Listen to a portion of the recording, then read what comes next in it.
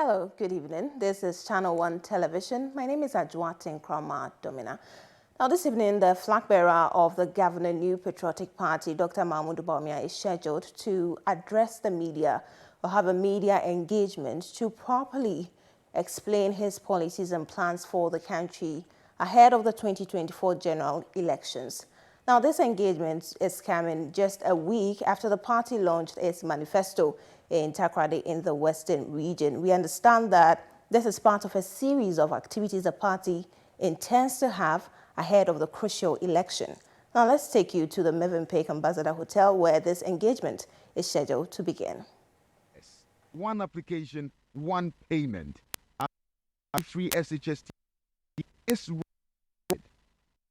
national infrastructure, growing, teachers, better supported. Let's build an education system that leaves no one. Vote Bawumia means business. Our media friends, media brothers and sisters from across the country. We have media capital in the Greater Accra region. We have our media in the capital in the Greater Accra region. We have our friends from the Oti region, the Volta region, Upper East, Upper West, Savannah, Northern region, Bono East, Bono, Ahafo, Western North, Western region, Central region, Ashanti, and Eastern region. This is a national media engagement, and every region is duly represented here. As we can all acknowledge, the numbers definitely could not have fitted in this auditorium.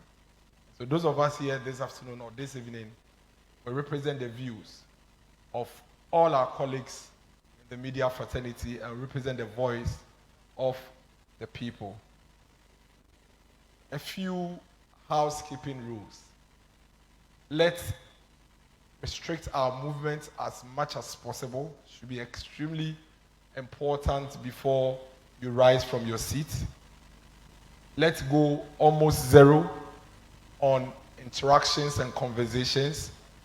The focus should be on the leader, the flag bearer of the New Patriotic Party, Dr. Bawumia, and yourself, because it's an interaction between him and you.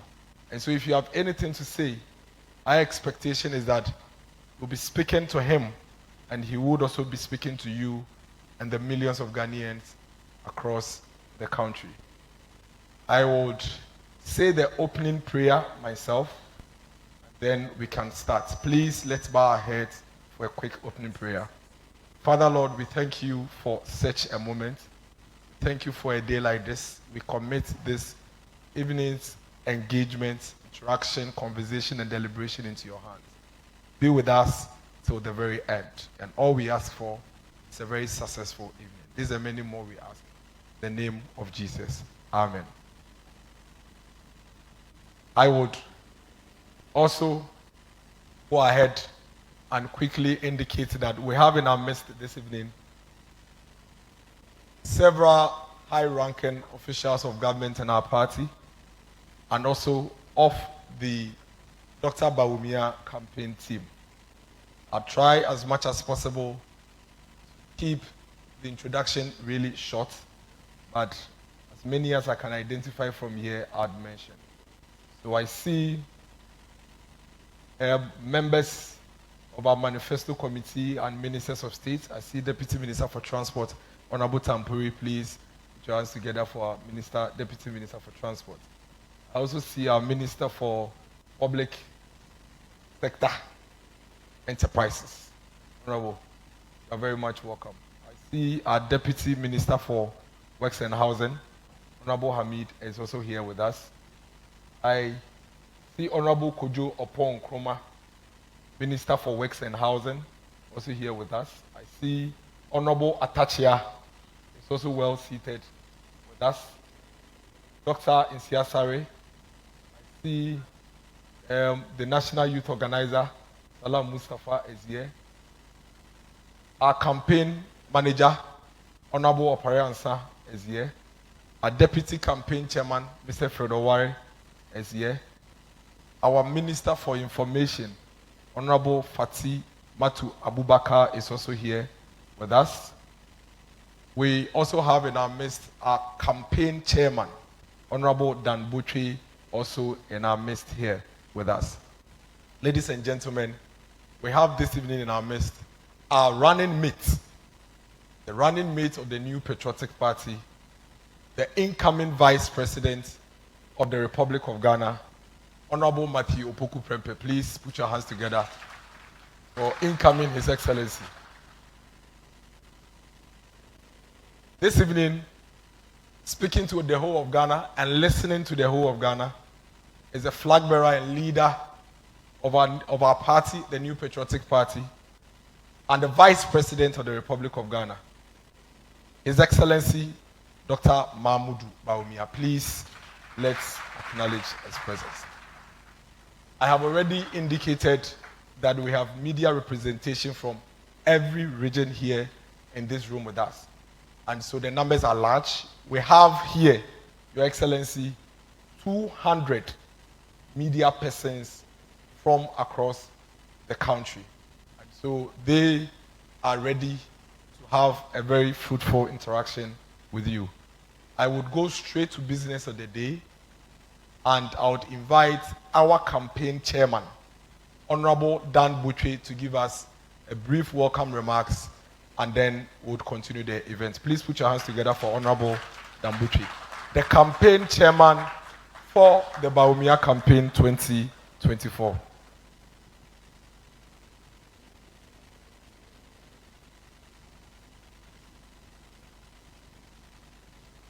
Thank you very much. The miracles.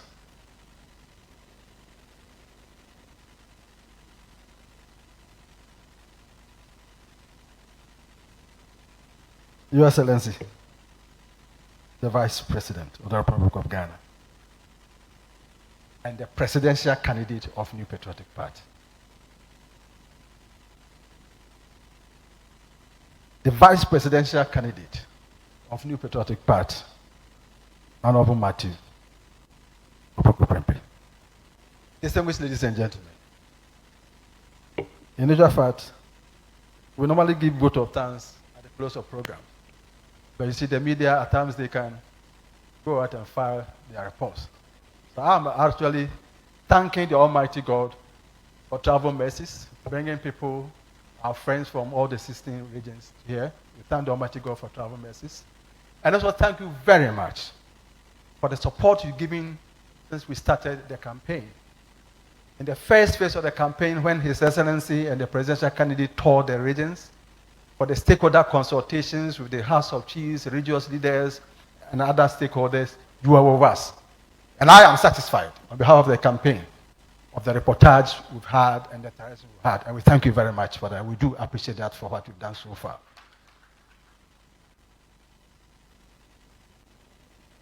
From 1992, and those of you who were around, you will notice that, you will realize that we had a very short time to form our party, New Patriotic Party, when the ban on political parties was lifted. But within a very short time, being who we are, true principles of democratic governance in Ghana, we put out a manifesto stating publicly our intentions, our motives, and our ideas. With a firm belief that when put into practice, it will move this country forward. And we have always done that. You were with us in Takoradi when our presidential candidate, the vice president, put out the manifesto. It's also important that we give you the chance. We are always prepared to, through you, talk to Ghanaians, and through you, listen to Ghanaians. That's why we are met here today. If you get the abridged version of our manifesto, the last page is that to lead is to solve. And we say it emphatically, that we have demonstrated throughout the manifesto a clear understanding of what keeps you and other Ghanaians awake. The proposals we have laid out are designed to provide solutions to everyday issues for all Ghanaians and the business community. Politics and the ideas and the principles we have, if we put it forward, the grace of God, we get the chance to lead the country, we listen, our ideas should resonate with the broad mass of the people of Ghana. And we believe that we have a man who has dedicated his life to service of Ghana. Very humble, but yet very fair, very strong in his beliefs. Dedicated his life to serve. We believe that in the next 3 months, through you, as we explain, interact with Ghanaians, and explain more our manifesto, and listen to you, Ghanaians will understand us and know that yes, we have a man who when we give him the chance, will pursue policies and programs that will upgrade the quality of life of the Ghanaian. This is His Excellency, Dr. Mahmoud Bawumia.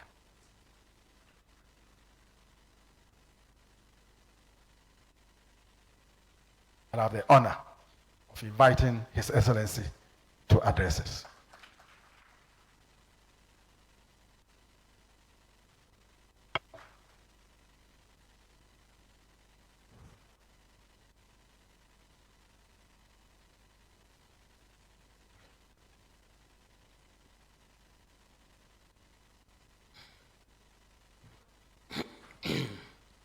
Thank you very much, Honorable Damboche. Let me stand on the existing protocols and ask,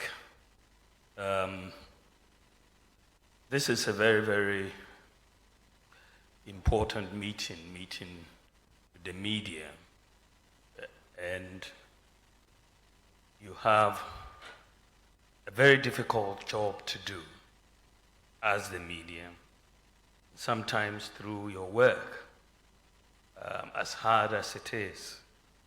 People lose their lives. This is how difficult it is for the media. And so before we really proceed, I want to ask, in honor of the memory of members of the media who've lost their lives in carrying out their job, to get up and let us have a minute's silence before we proceed.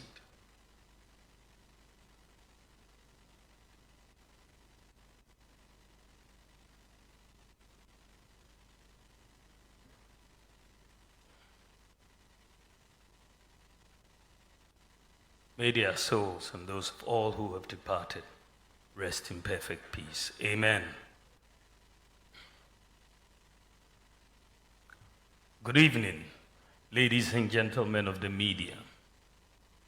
I warmly welcome you to our maiden media encounter. The notice, I know, was short, and you responded.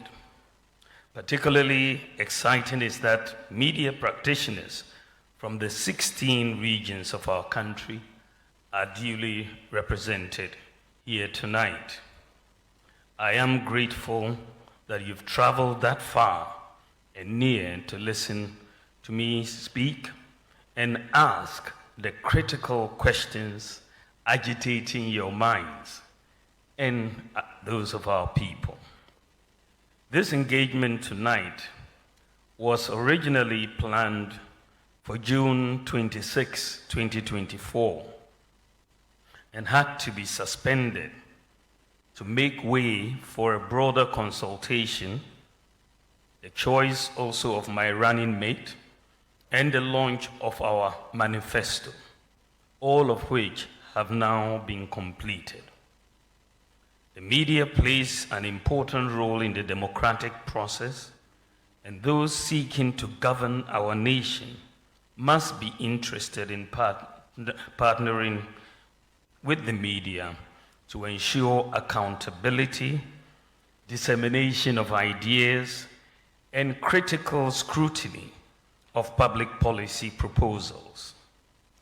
The MPP views the media as an important ally in our national development agenda and our quest to expand the frontiers of democratic governance in Ghana.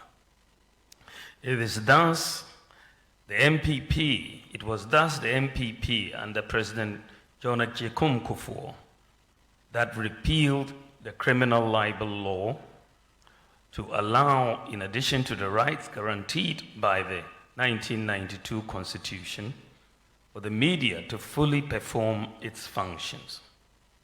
Again, another MPP president, Nana Addo Dankwa Akufo-Addo, passed the Right to Information Law to enhance the work of the media. We are partners with you, and a partnership I will continue to keep as the new leader of the MPP. Ladies and gentlemen, as you are aware, in November last year, I was elected as the presidential candidate of the New Patriotic Party for the December 2024 elections. In my campaign for the flag bearership, you offered me extensive coverage, and this resulted in no small way in my decisive victory. Since then, I have traveled the country and engaged with fellow citizens on the way forward for our nation. I've met with traditional rulers, religious rulers, students, market women, the youth, and many identifiable groups. I've listened to the great ideas they shared with me. Some have asked questions about the performance of our government in the last 7 years. Some have praised the remarkable achievements of President Akufo-Addo. Similarly, some have offered advice. I've also taken advantage of my engagements to recount the many successes of the government of President Akufo-Addo. I have also, in my encounters, acknowledged the economic difficulties citizens have faced, especially between 2020 and 2022, and the interventions we've made to bring back the economy. Last week, the MPP presented its 2024 manifesto in Takoradi. In our manifesto, we have laid down comprehensive economic proposals to sustain the rebounding economy, reduce the cost of living, stabilize the currency, empower businesses, and reform the tax administration and deliver jobs. Ladies and gentlemen, we are committed to deepening media freedoms and plurality, recognizing the vital role of the media in promoting democratic governance and economic development, and in preventing disinformation in the digital age, in line with our philosophy and reaffirming our commitment to upholding the fundamental right to free speech and media freedoms and expanding the frontiers of individual rights, we will pass and fully implement the broadcasting bill, if not done before the final session of Parliament this year, to better safeguard media freedoms and pluralism. Further, resource the Media Capacity Enhancement Program to continue enhancing the knowledge and skills of journalists, continue to implement the coordinated mechanism for the safety of journalists, strengthen public media, including GBC, GNA, community radio, and other public media institutions to promote diverse perspectives and voices, to modernize and retool the Information Services Department to enhance its effectiveness, to better resource the National Media Commission to execute its mandate, and enhance access to information by facilitating right to information requests by the media petitioners and citizens who cannot afford access to information. We also want to preserve our heritage by working with tourism, creative arts, and heritage stakeholders to embark on a massive archival project to protect our historic forms and documents. Finally, harmonize public relations at all ministries, departments, and agencies to promote effective communication. Ladies and gentlemen, I represent the future, and Ghana needs an upgrade and not a reset. And so, I've also outlined my 14 key commitments to the Ghanaian people. These are to sustain and expand Ghana's rebounding economy, create new jobs, implement wide-ranging tax reforms, build Ghana into a world-class digital economy, reduce the cost of living, expand public infrastructure, provide better health care for all, implement affirmative action for women and girls, and expand educational opportunities for all, provide good governance, care for the elderly, protect our environment, boost sports, creative arts, and tourism, protect our borders while keeping our neighborhoods safe. Distinguished ladies and gentlemen, it is an opportunity for the media to thoroughly examine the proposals in our manifesto and offer criticisms where necessary. We are ready to listen. Let me take advantage of your presence here to state my firm commitment to free, fair, and peaceful elections in December. The quest for political power should not be an end in itself. It should be mounted on the desire to transform lives and make Ghana, our motherland, a better place for us all. However, it is becoming increasingly worrying that some people have gained the notoriety of churning out incendiary language, threatening fire and brimstone if the good people of Ghana give the mandate to rule to a group other than theirs. Whilst nobody profits from violence and chaos, it bears repeating that not a single drop of Ghanaian blood should be sacrificed for power. Our party is determined to pitch our ideas, as we have always done, and to demonstrate the superiority of our ideas over and above what any other party can offer. My pledge, and that of the MPP, is to run a campaign of ideas and to conduct ourselves in a manner worthy of a democratic group. Our main goal is that at the end of the contest, we carry on with our lives secure in the knowledge that there is work to do, work to sustain the rebounding economy. To those who threaten war, mayhem, and violence, my message to them is that this isn't Ghanaian. Our pursuit of power must be paired with the compelling need to allow the Ghanaian to continue to enjoy his or her peace. Ghana will exist long after we've all left the scene. Thank you for your attention, and I'll cede the microphone and take your questions. Thank you very much.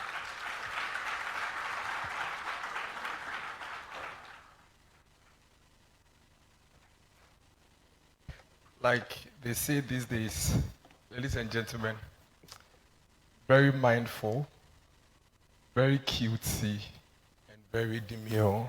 Please put your hands together for the Vice President of the Republic of Ghana.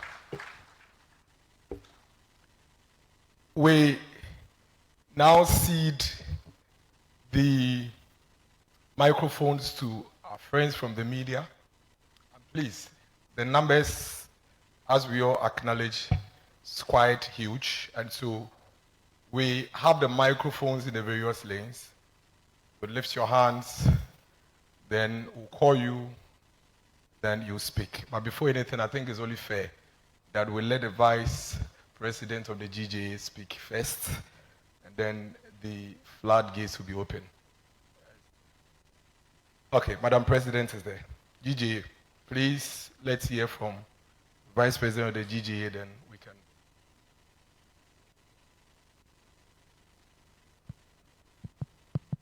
Hello. And please, let's be very brief with the questions. Please go ahead, Madam. Thank you very much, Your Excellency. This engagement has been a long-standing one. It is something that we've been yearning for a very long time. And thank God that you've paved the way for us today to have this engagement. Thank you so much on behalf of the Ghana Journalists Association. I have two simple questions to ask you, Your Excellency. What is your commitment to media freedom? And how would you urge your supporters to refrain from attacking journalists, especially during electioneering, as we are in some few months to go? And also, how will you deal with your supporters who act in such a manner? The second question, Your Excellency, the media industry is currently facing serious financial distress. Some media houses are folding up, and there are hints of imminent sale of state-owned media. What are your thoughts on selling the state-owned media, and how would you help the media industry to overcome the financial distress if you are elected as president? Thank you very much, Your Excellency. Thank you. So only the GJA gets to ask two questions, please. Gordon. We'll take about 6 questions, then His Excellency would respond, then we'll come to you. Thank you very much, Your Excellency. I'll keep my question short as myself. Your Excellency, former President Mahama says you were supposed to be an economic messiah, but you seem to have failed in the management of the economy. Do you have any response? Okay. In Sempera, I see at least we get Eastern region. So we'll keep moving. Thank you, His Excellency. My name is Insempera Emmanuel Mate, and I work with Afima FM in Nkoforidia, the Eastern Regional Capital. My question is very simple and short. Is there anything you have disagreed with in this government as a Vice President? Thank you.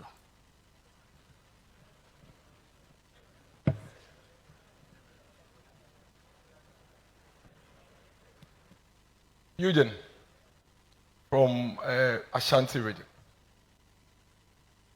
Insura FM. Good evening, everyone. Good evening, Mr. Vice President. My name is Eugene Osei-Tutu. I work at Love FM in Kumasi, subsidiary of the Multimedia Group. Listening to you last Sunday and also reading your manifesto, and you're giving us an abridged version. When you go to the page 23 and 24, you are tackling the rising cost of living basically on 4 legs. Food, then you talk about transportation, you talk about housing, and also electricity. Now on transportation, your solution is bringing in, one of your solutions is bringing in electric vehicles for public transport. And last Sunday, you did indicate that you're expecting about 100 of them before December. I have 3 questions on that. We know EV vehicles are mostly charged. They have public charging systems that we use to, power these buses to ply our roads. When you check the Energy Commission website as of this evening, we have only 5 public charging ports in the country, 5. And 2 of them are actually for Porsche cars specifically. Then 1 at the Total Energy Station at the Liberation Road. So between now and December, where are we building the charging port? Is it government building it? What's the source of fund? Is it the private sector or is it PPP? So that's my question 1. Thank you. You have. Then question 2. You have. No, under it. Under I'm not done. No, is it directly related to EV? Yes, it's the EV. Let's Yes, be fair to the others and make it short. Okay, so still on the EV, we know that most of these charging ports for green mobility innovations, they must be powered with green energy. So are we already adding on to our energy mix, which is the brown, making it counterproductive, or we build dedicated solar panels for this charging port? Thank you. Okay, thank you. So I think we'll go to this side before we come back. So Wilberforce, don't worry, we'll keep moving to every row. Thank you for the opportunity. Mr. Vice President, so throughout your campaign, I have noticed that you've been talking about job creation and support for businesses. I've also taken the pain to read all the 260-page manifesto that you launched a week ago. And I see that the golden thread in that manifesto is also the creation of jobs. But the young people in Ghana are asking, really, where would they find themselves in that manifesto? How are you going to create jobs for the young people of this country? Thank you. Thank you. Thank you, Wilberforce. I think at this point, His Excellency will take the questions and then we'll come back. We don't have the chance. Your Excellency, 6 questions.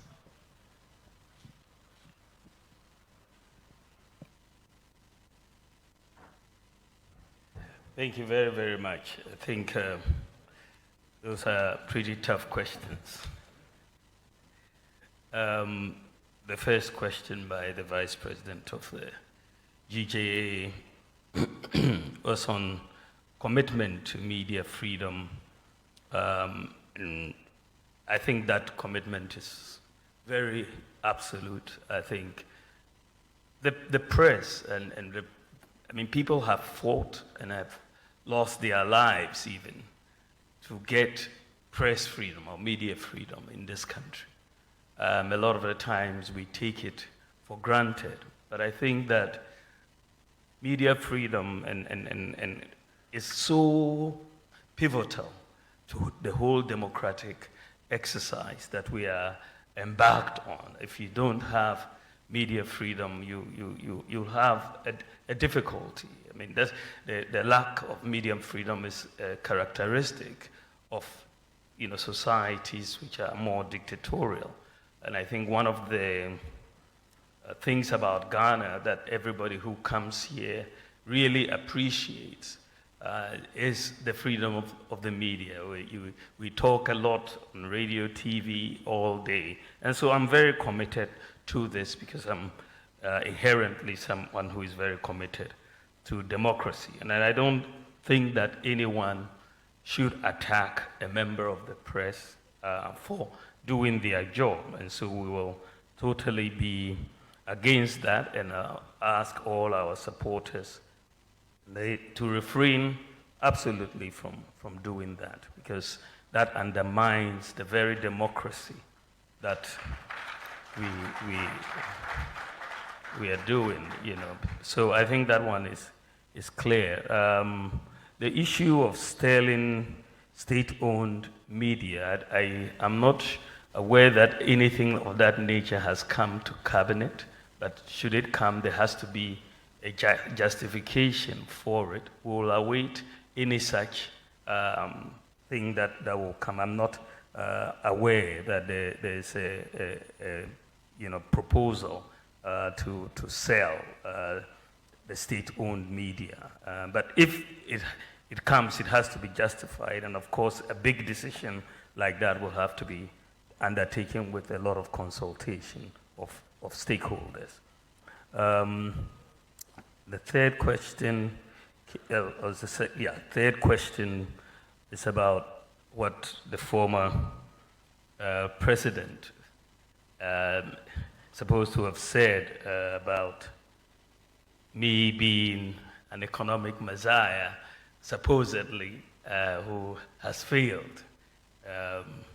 Sometimes I get a little surprised and amazed the former president when he talks about economic mismanagement, because he should know his own record. I mean, we don't all have short memories. We really don't all have short memories. His record in economic management, what he left us with in 2016 was an abysmal record. It's just an abysmal record. We had endured Dumso for 4 years with all the destruction of industry and livelihoods that happened. People died because of Dumso in hospitals. The National Health Service was virtually collapsed. Remember, we are basically back to a cash and carry system. The National Ambulance Service was virtually dead. We had maybe about 37 ambulances for the whole country. Unemployment as a result was very high. Agriculture, GDP growth had declined to 3.4%. 3.4%. Agricultural growth had declined to 2.9%. And of course, industry growth had collapsed because of Dumso. Unemployment was high. There was a freeze on public recruitment as a result. And the banking sector was on the verge of collapse. We had, as a result, the cancellation of teacher training allowances, the cancellation of nursing training allowances. You had a 3-month pay policy for teachers, could work for 3 years and be paid. And many children could not attend senior high school because of difficulties of paying fees and so on. You had many, many challenges that he left us with. So when you juxtapose that record with what we have been able to do in these last 8 years almost, it's really night and day. We have created at least 2.1 million jobs. The latest number I saw was 2.3 million. But let's say at least 2.1 million jobs in the last 7 years. And this is hard data I'm talking about. 2.1 million jobs. We've kept the public sector workers employed and fully paid through the COVID pandemic. We didn't lay anybody off. And if you look at it, we've built more roads, 3 times more the length of roads than what he did in office. We've built more railway than any other government in the Fourth Republic. Expanded rural telephony. There were 78 sites for rural telephony when we came in. Today there are 1,008 sites for rural telephony. We built more libraries, public libraries, than any other government. His time, he built only 8 years, 3 public libraries, 8 years.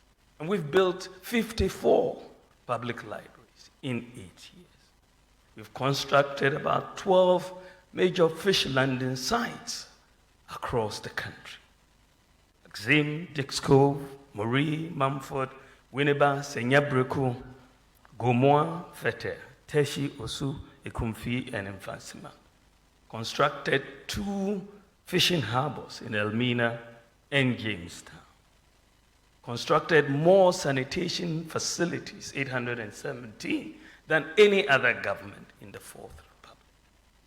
This has increased the proportion of the population with access to toilet facilities from 33% in 2016 to 80%. And 5,400 communities have been declared open defecation free. We've built more sports facilities in Ghana than any other government in the Fourth Republic. Whether you're talking about Boteman or the University of Ghana and so on. When we came into office, there were only 3 astroturfs in the whole of Ghana. The whole of Ghana, 3. Today you have over 150. We've abolished the 3-month pay policy, constructed 120 courts we're constructing, 80 have been completed with bungalows, and we've kept the lights on broadly in the last 8 years. We've restored teacher and nursing training allowances. We've increased the beneficiaries of scholarships by 70%. And the national health insurance is now being extended to cover sickle cell patients with hydroxyurea, very expensive drug, but I led the negotiations for that to happen. We have extended the national health insurance to cover childhood cancer, extended the national health insurance to cover kidney dialysis for over 60s and under 18s. We saved the deposits of 4.6 million bank depositors who really were going to lose their deposits if those banks were not saved. I don't understand whether the former president has taken his time to actually understand what happened in the banking sector. Some atrocious things happened. And this is why these banks had to be saved. They were not collapsed, they were merged into other banks. And no banking depositor lost 1 cedi. Everybody maintained. But you had very bad things happening. You know, some of the banks broke all the rules and extended loans way above the single obligor limits. They were given, in some cases, 1 billion cedis by the Bank of Ghana to help them get out of the mess, and they only got deeper into the mess.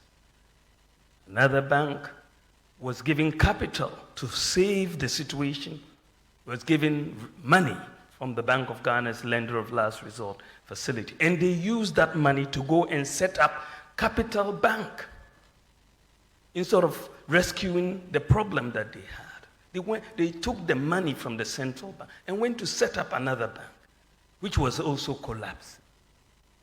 Some took money and went and invested in private property.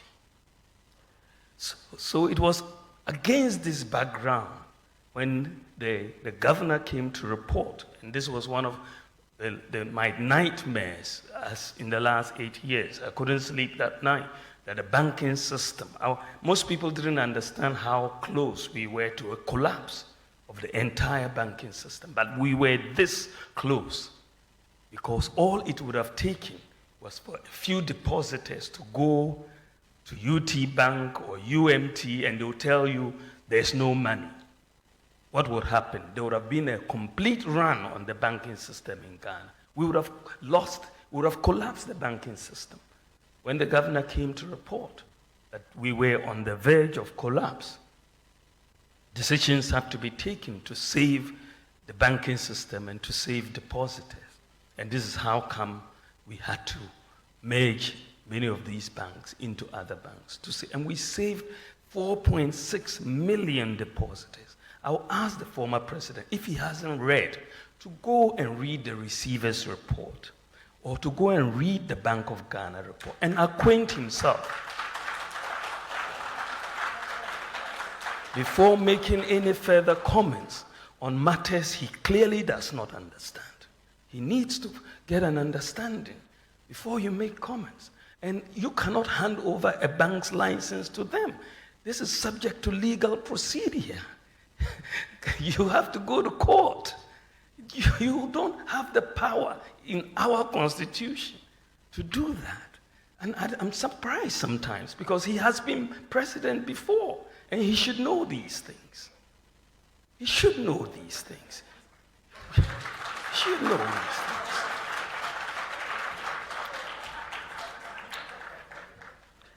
Ladies and gentlemen, we have tripled the capitation grant per child since we came into office, from 5 cedis to 15 cedis.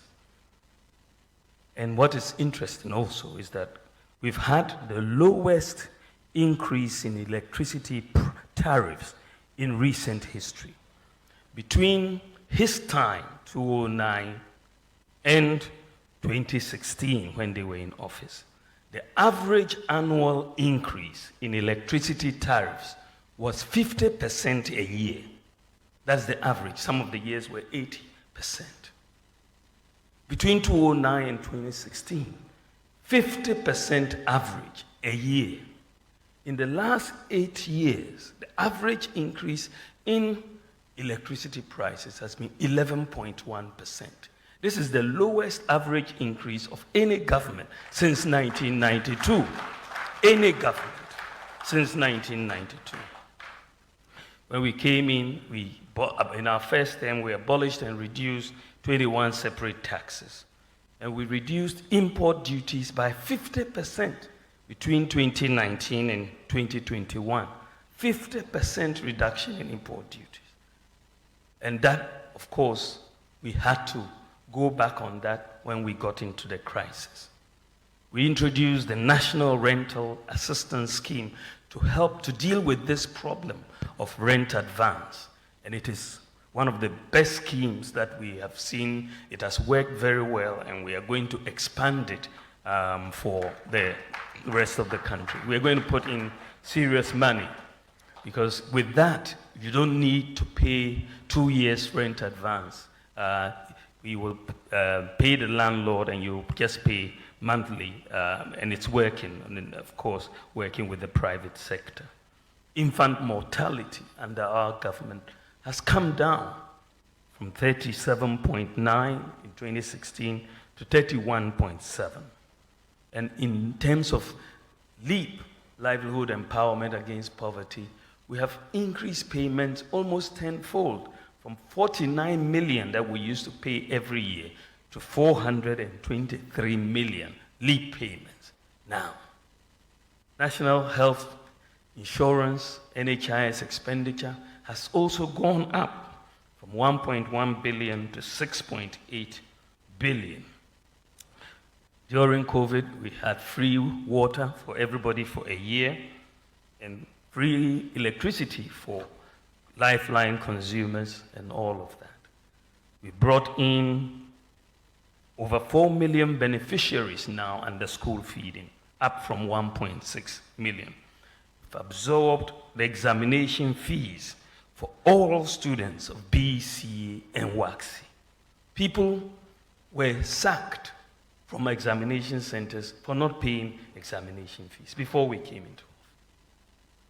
We've doubled the number of student loan recipients from 30,000 to 58,000, almost double. We've also, of course, introduced mobile money interoperability to make almost every adult Ghanaian have a bank account through the Momo's account interoperability with the bank account. In fact, the whole of Africa, Ghana is the only country with 100% access to financial inclusion. 100%. The whole of Africa.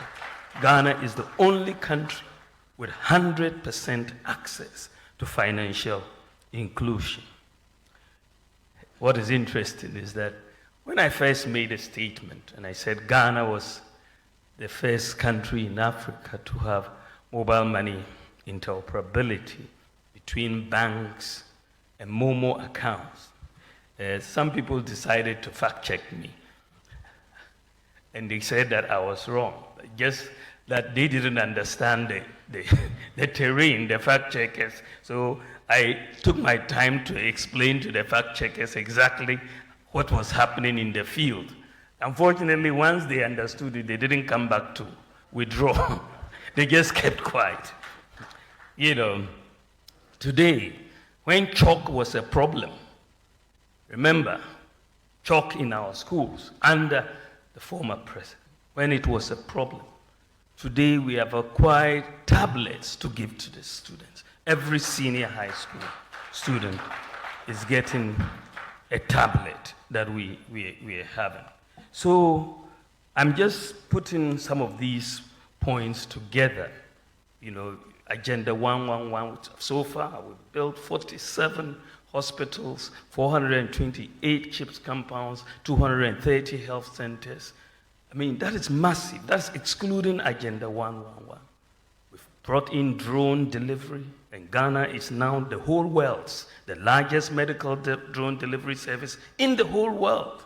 We are leading the world. The ambulance service, which was collapsing, we've brought in one constituency, one ambulance, and we are making a lot of progress in that direction. So I think that, I mean, what is clear, and I don't have to go through every sector. The data, for me, I speak only with data. And the data is very, very clear that we have our government. We have outperformed the government of former President Mahama in the management of the economy in virtually every sector. Virtually every sector. You tell me whether it's GDP growth, whether it's per capita income, whether it is industry growth. I mean, virtually every sector we have outperformed him. So he either does not read or he does not understand the data. He needs to do one of the two. Take his time to read the data and understand what it is before he comes out to speak, because he will speak out of ignorance. Because if you understand the data, and I believe that as a former president, he does understand the data. He must understand the data. And I believe that is why he doesn't want to debate me.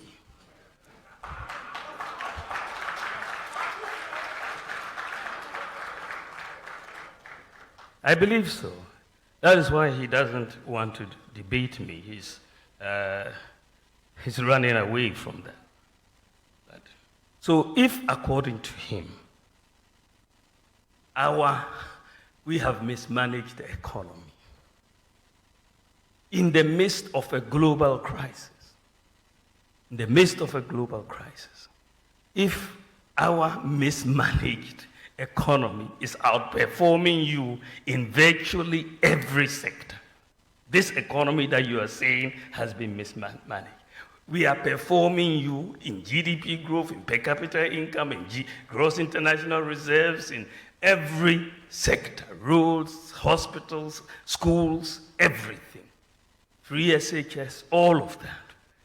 If this is the mismanaged economy that is outperforming you in your economy that had no global crisis, no crisis at all, but you couldn't afford chalk.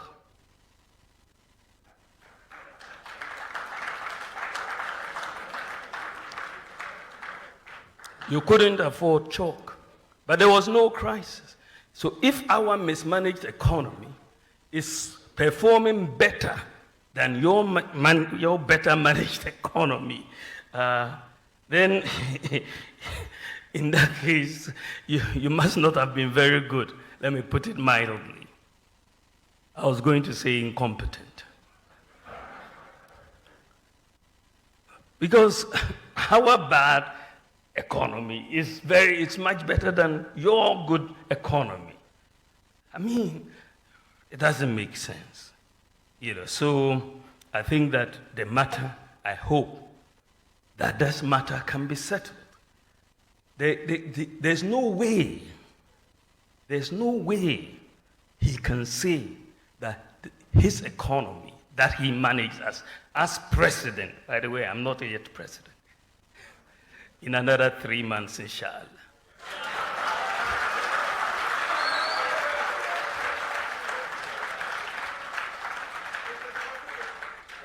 Yeah, I mean, let us settle this matter. And you are members of the press.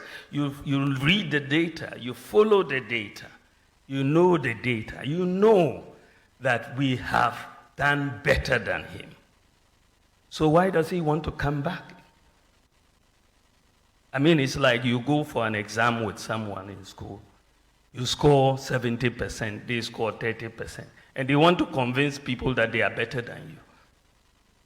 It doesn't make sense in that sense. So I seriously believe that statement, that we have failed. Of course, we've had challenges. Nobody can say we haven't had challenges.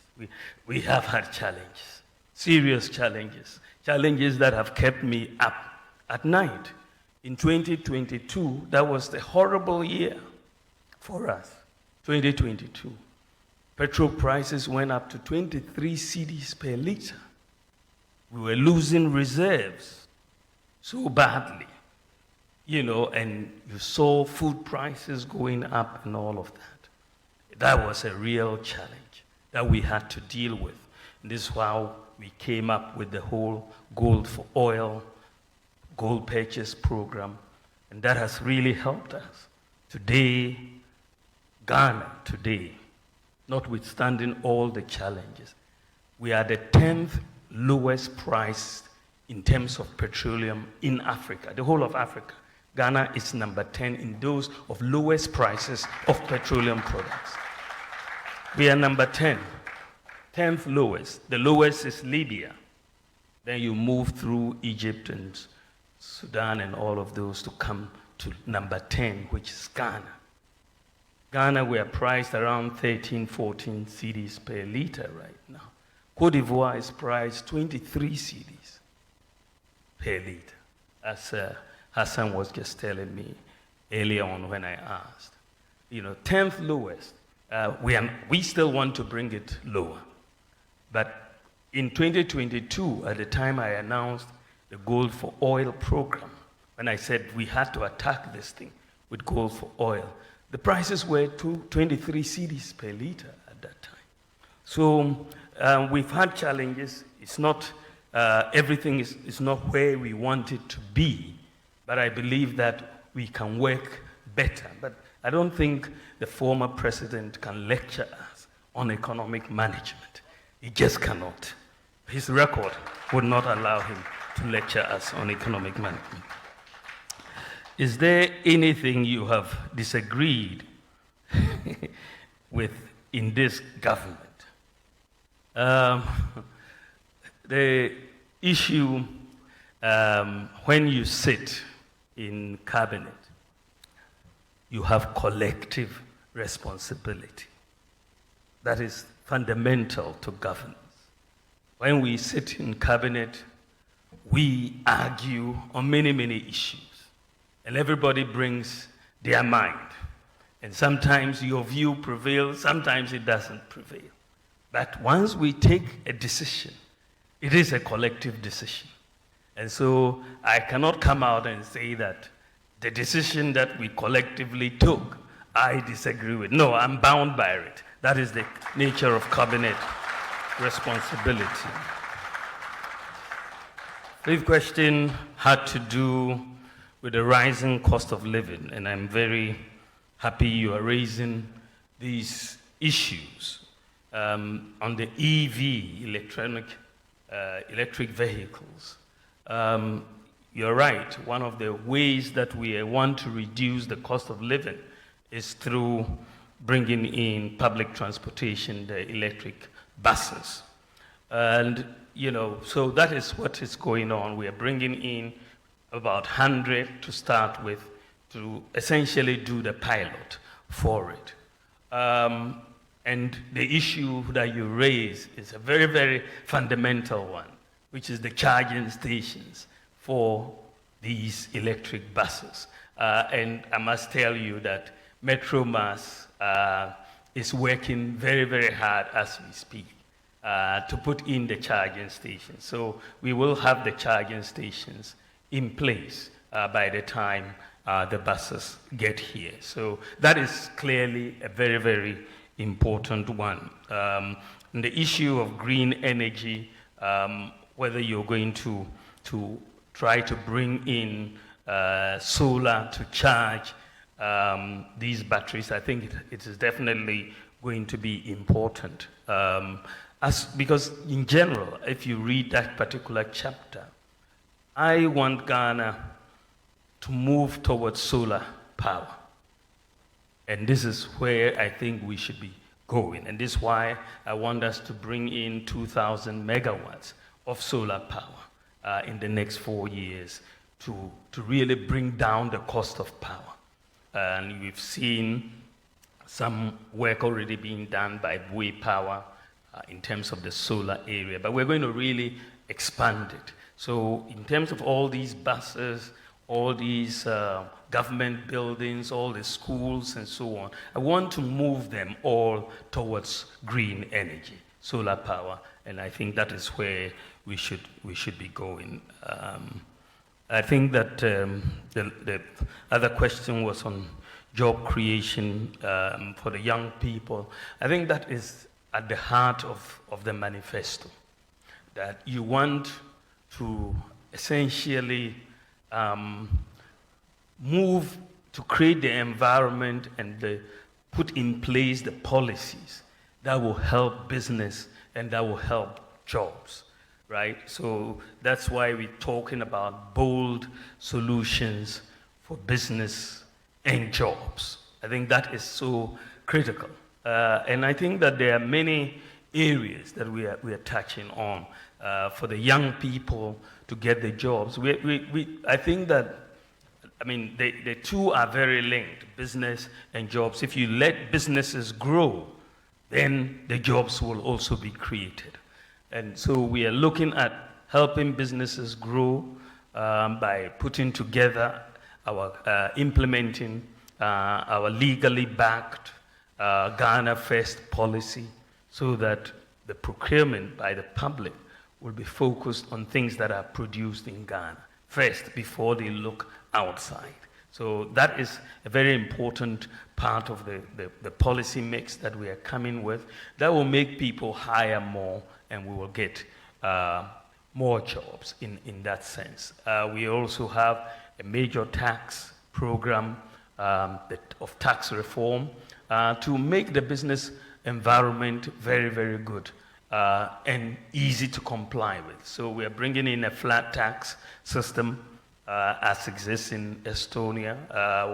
We are also bringing in a tax amnesty for business so that we can all start on a clean slate and move forward. We believe that, training the youth will be very, very important. So the investment that we are making in TVET will continue. The focus, we're setting up an open university with a focus on ICT, TVET, and also the whole STEM area as well. So we want to do that, but we also are trying to get our youth trained in digital skills.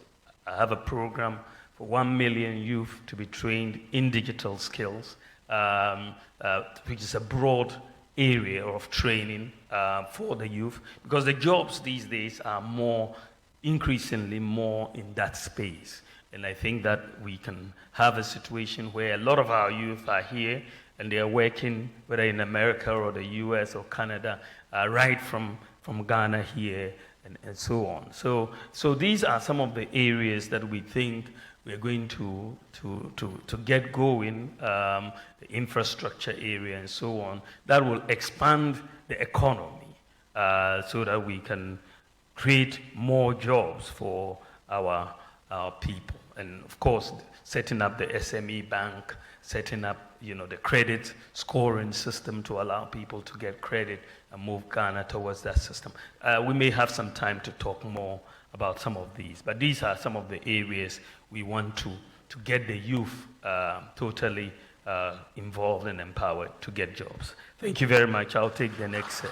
Thank you, Your Excellency. But at this point, Your Excellency, we are going to time you, because if we follow the former president, who talks, we are going to time you, just as we are going to time Bella Mundi at this point. Bella, please, ask your question. Good evening, and thank you so much for the opportunity. I was listening to you respond to some of the questions earlier, and one of my questions was touched on, so I guess I'll move on to the next one. But just to piggyback off job creation, one of the major aspects of job creation under the MPP is the NAPCO program. And quite recently, you would recall, sir, that they were threatening to go on a demonstration because they were owed 9 months arrears. Now, even Heal Ghana, and this is something I followed keenly, so I've had conversations with them. Heal Ghana, even before the 9 months, were owed 7 months. And so if you combine the two, they're complaining that they haven't been paid 16 months arrears, and that's a major problem. What do you intend to do about it? And if I can quickly, this was just a piggyback. No, so no, but I have one question. If I could just so that briefly. Fianco can come. I'll come back to you. Okay. If there's the opportunity. Thank you, Fianco. Thank you. Good evening, Your Excellency. I want to take my question from your manifesto for this year's election, and I'm looking at provide better health care for all. Now, you did mention that you were going to offer incentives for healthcare workers to buy one vehicle each with engine capacity up to 1.8 liter. Now, for clarity purpose, is it that these vehicles, they would buy them outside and they will be duty-free? If that is it, we know we have about 5 automobile companies in this country. Your government brought them. How would this policy boost their production and also enhance the kind of people they would want to work with? Because if they are going to import these cars, we are not really helping them. Thank you, Your Excellency. I'm grateful. Held it.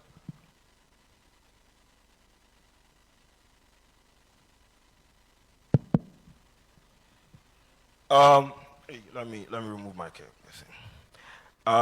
Before I proceed to ask my questions, I would like to emphatically state that these questions were not given to me by anyone here.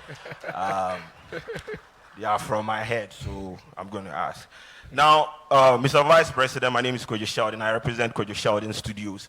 The first one is about 322 pharmaceutical doctors on social media right now are planning on suing the health ministry about unpaid, allowances. Now, for someone that has highlighted in your manifesto that when voted into power, you are going to, improve or help improve the condition of services when it comes to conditions of service when it comes to our health people.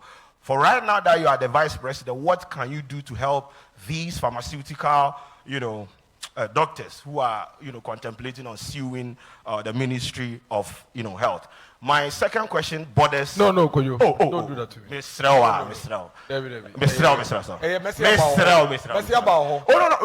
The question is. You have one question. Oh, boss.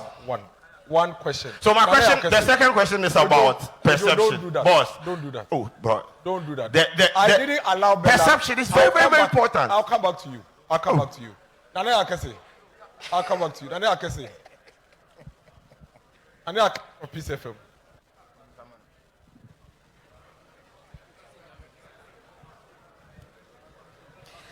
Good evening, Your Excellency.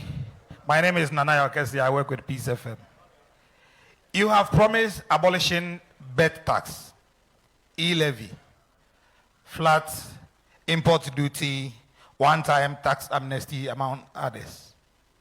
If you really believe that that is what Ghana needs, why should we wait till you become the president and not implement it now?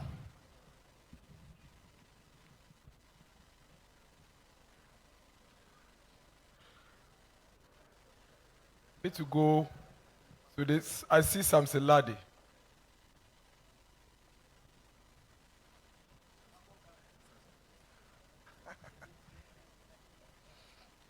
Good evening, Your Excellency. So, my question is coming from a group of students on scholarship abroad.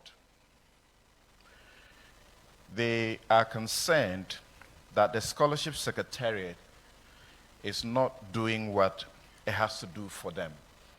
At page 27 of your manifesto, you speak about harmonizing public scholarships. And there's a purpose for it. You say the purpose is to give full visibility. Beyond the visibility, what will you do about this now and not later? There are some of them, for 20 months, they have not received their stipends. In a number of universities in the UK, in Warwick, Coventry, Nottingham, they are under threat of losing their studentship.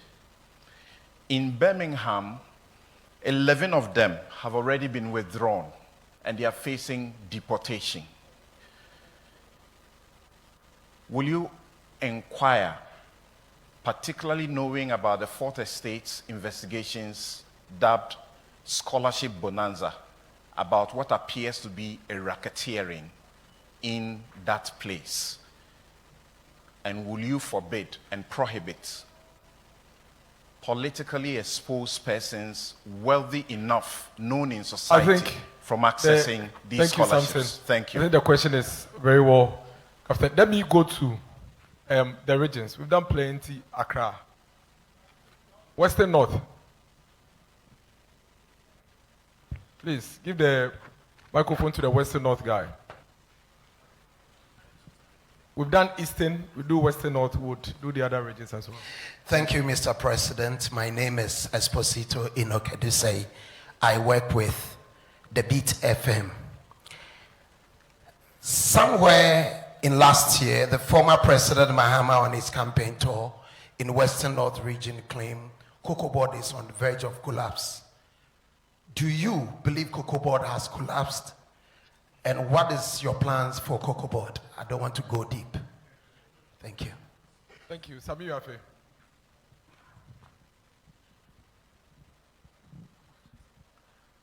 Excellency, good evening. Thank you very much. My name is Sami Yafe. I work with CTFM and ChannelOne TV. So a few meters away from us is the site for the construction of the National Cathedral. We know huge sums of money have been sunk into the project. What will you do about it if or when you become president of this country? Thank you very much.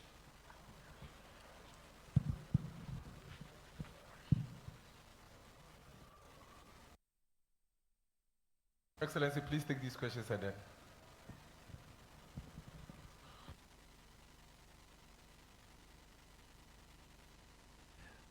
Thank you very much. Let me take them in the order in which they were asked. I think that the first question had to do with NAPCO, the Nation Builders Corps, and the arrears that have been owed to NAPCO.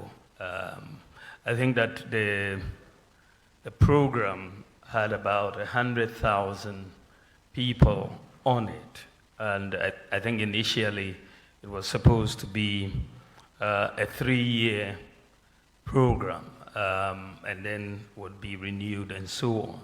But I think that so far, out of the 100,000 that were taken, 34,000 have exited into permanent jobs under NAPCO. And the others are still. But I think that the issue that Bella raises is the arrears and how we are going to deal with it. I've raised this issue because this is not really, there's some information that has come to me already about the arrears in the NAPCO program, and I've raised this issue with the Minister for Finance and trying to persuade them to make these arrears payments. So we will follow that up on behalf of the NAPCO employees.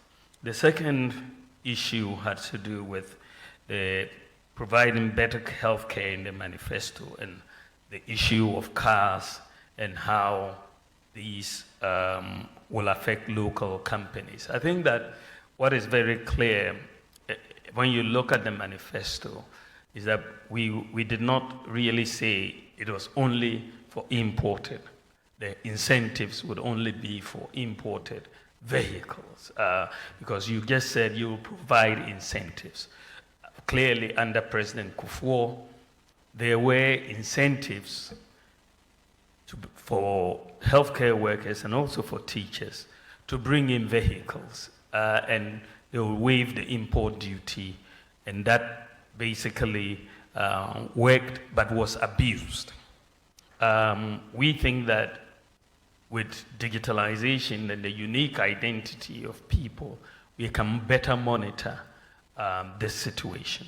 But the issue is that we need to be able to see how these teachers and these nurses could also acquire with the necessary incentives from the local manufacturing companies. I mean, as you know, the numbers of teachers and nurses are very, very large relative to the production capacity of some of the firms here. But we are leaving that open to discuss with them and with the manufacturing companies here to see how we can incentivize. Our preference clearly is to buy local. And so we will work with them to see how best, if they can meet the terms in terms of production on time and all of that. I think we will try to incentivize them. But we will leave it open for discussion, and that's what we've done. The other issue was that we wanted to do these tax reforms, import duty, flat tax, tax amnesty, and so on. But why don't I do it now? And why do I want to? I must have a manifesto. Otherwise, if I do everything now, if I could, what would I do when I come into office? I mean, how can you do everything now? Even President Mahama, former president, who was president, I'm only vice president, but he was president. Why didn't he do everything then?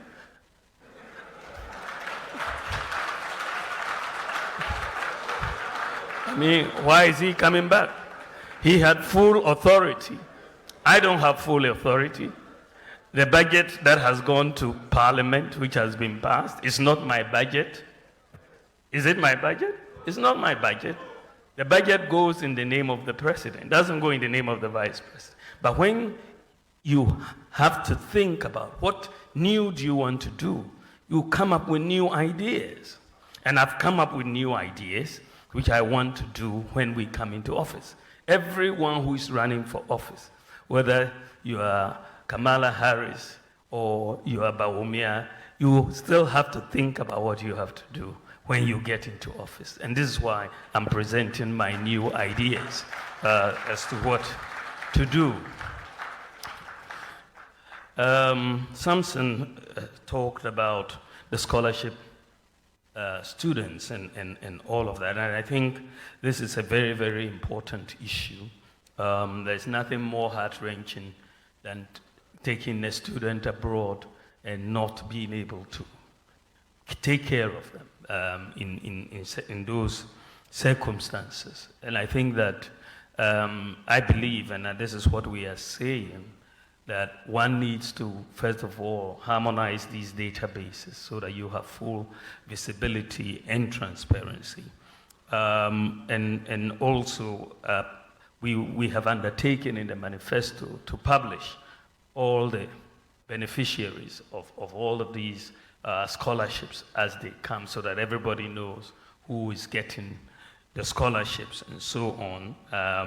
And again, I've been made very aware of this issue. It's not new, because students have and parents have gotten in touch with me about the awards and the scholarships and so on. So we're talking with the Ministry of Finance and the Scholarship Secretariat. I think they were able to make some payments to some of the UK students and so on. But we will follow up on that because it's very urgent.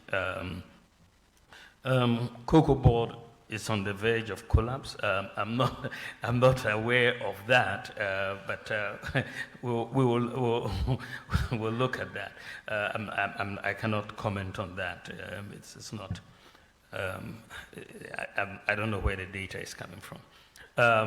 Then the National Cathedral. National Cathedral.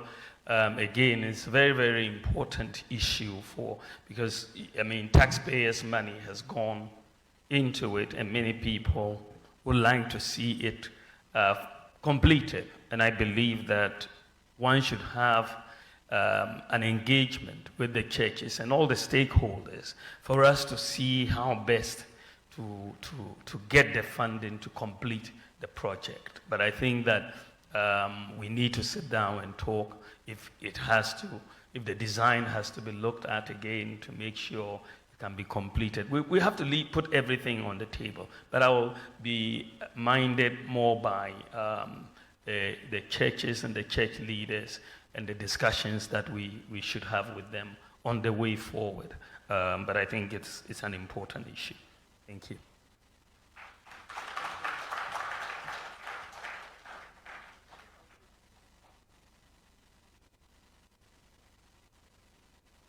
The sports fraternity, so the PFM. Hello. PFM Sports. Your Excellency, there was a question about the pharmacy staff and their arrears. If you can clear that one, then. Yes, the pharmacists are my very good friends. But you're talking about 322 pharmaceutical doctors who are threatening to sue the Ministry of Health for their allowances. Again, I want to take this one up. This is the first time I'm hearing about this particular issue. I think it is Sheldon who raised it. I'm not aware of it, but I think it's an important issue that we should really resolve. So we'll talk to the Ministry of Health and Finance. Thank you very much. We'll take Kankambodu's question from the sports, I believe.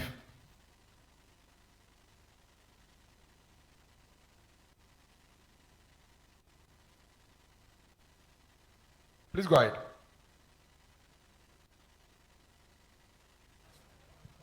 Hello. Hello. Good evening, Mr. Vice President.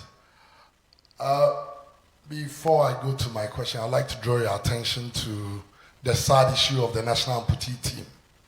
They apparently won the African Amputee Championship. They are owed per diems and bonuses and have not been paid.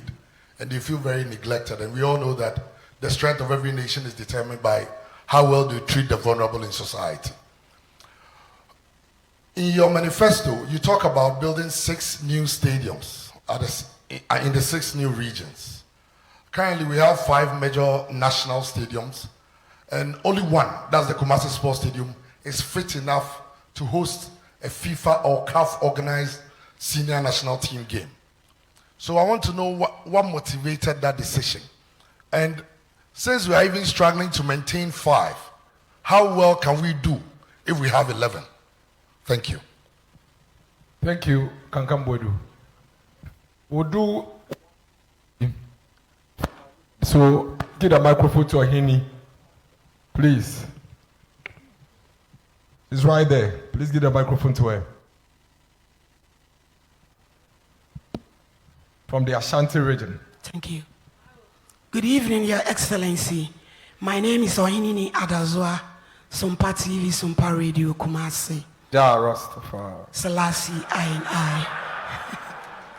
In your manifesto, page 24C, you did mention something about flat rate. So let's say somebody import car engines and somebody second-hand clothing.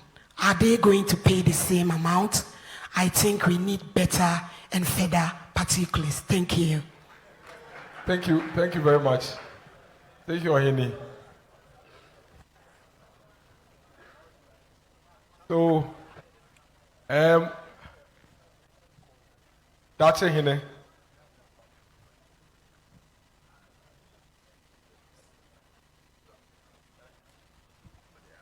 Thank you, Your Excellency. My name is Dache Hene Nanayawa Sante from Onuya FM.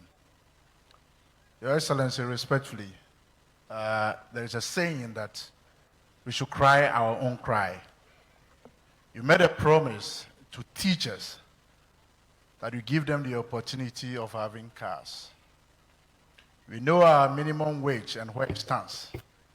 And the tripartite T VO8 to 18.44 cities.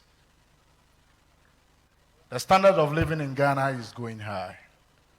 Your Excellency, what will you do for 90% of people who are seated here today to carry your message on? They are journalists. Thank you. So what's your question?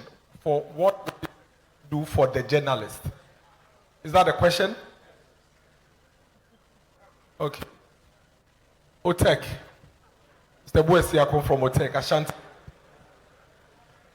Please let's hear Mr. Buesiako from Ashanti. Yes. Your Excellency, I want to congratulate my MP, Honorable Dr. Opoki Prempeh. Honorable, Your Excellency, you highlighted 14 key promises in your manifesto, but none of them were apportioned timelines on it.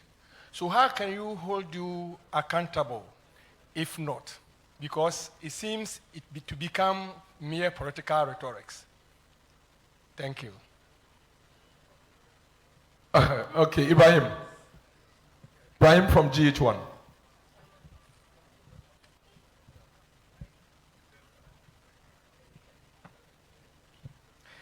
Thank you very Ibrahim, much, GH1. Your Excellency. My name is Ibrahim Al-Hassan, GH1 TV, Star FM. Your Excellency, of course, forgive me for taking you back in 2016, when you were on the campaign trail. You had this declaration, and it's a very famous one. Parents are suffering, students are suffering, traders are suffering, pensioners are suffering, drivers are suffering, contractors are suffering, civil servants are suffering, farmers are suffering, fishermen are suffering, men are suffering, women are suffering, children are suffering, and Ghanaians as a whole are suffering. May I know the status of suffering of these individuals today?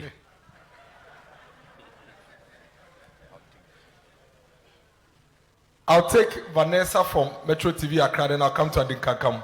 So please get a microphone to Andy, and then Vanessa would speak. And then I'll come to you later. But Vanessa, Andy, then.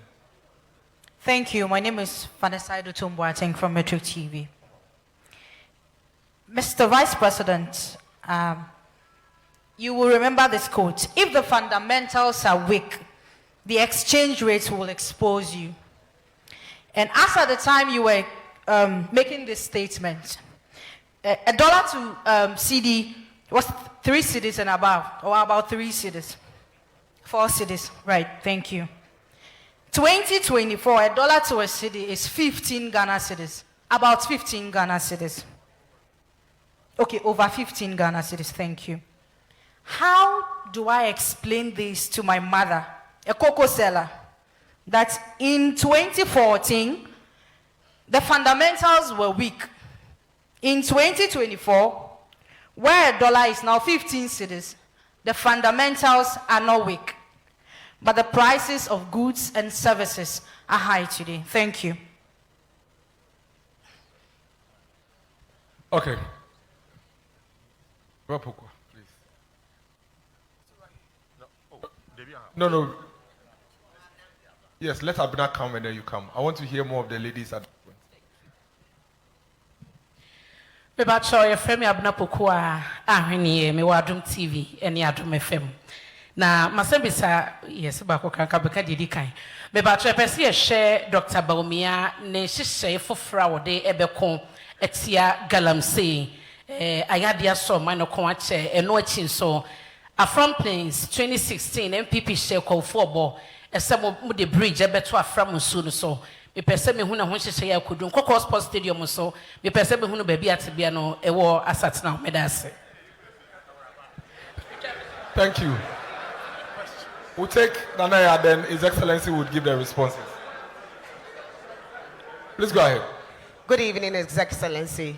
I would like my question to be answered in Chi, but I'll ask it in English. Please go ahead. Okay, so I'll ask it in Chi. I just want to know, say, in the first 100 days, if Ghanaians decide to vote for you, what would be the things you would want to tackle first? Thank you. Let's take the responses and then we'll come back to the questions. Your Excellency.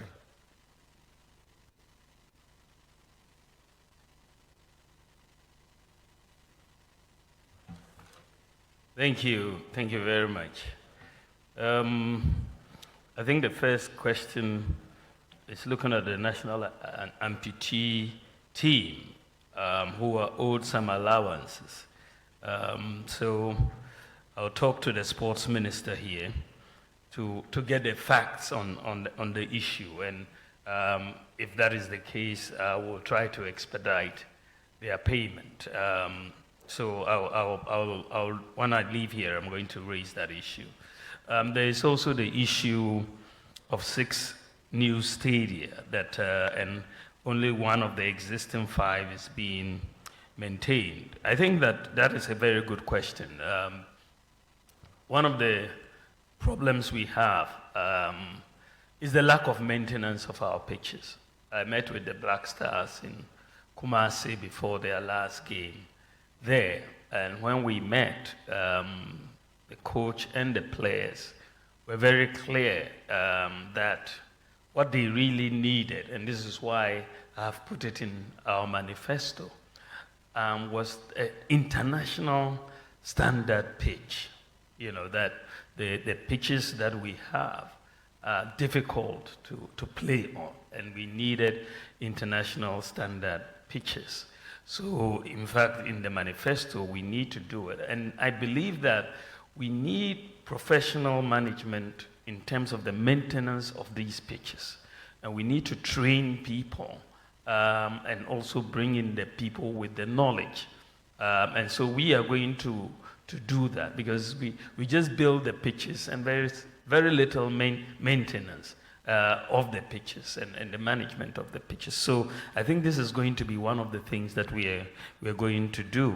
The building of the 5 other stadia, as I said, you know, we've made that commitment actually as far back as 2019, that with all these new regions that are coming on board, we will have to build stadia for them to encourage sports. And I believe that we've done quite a few already in terms of the multi-purpose sports stadia. We are doing 10. We've completed 6, 4 are almost done, and we are going to do another 5. So, I mean, the record is there that we've done 10. I think that we can do another 5 without much of a problem. Then the question came on the flat rate and whether second-hand clothing and spare parts will be paying the same rate. No, I think that the categories will be different. And with the flat rate, what we want to do is to bring a lot more predictability in import duty payment. At the moment, there isn't predictability, and there's a lot of discretion that seems to come in from time to time. And so what we are saying is that we're going to bring in a flat rate in cities.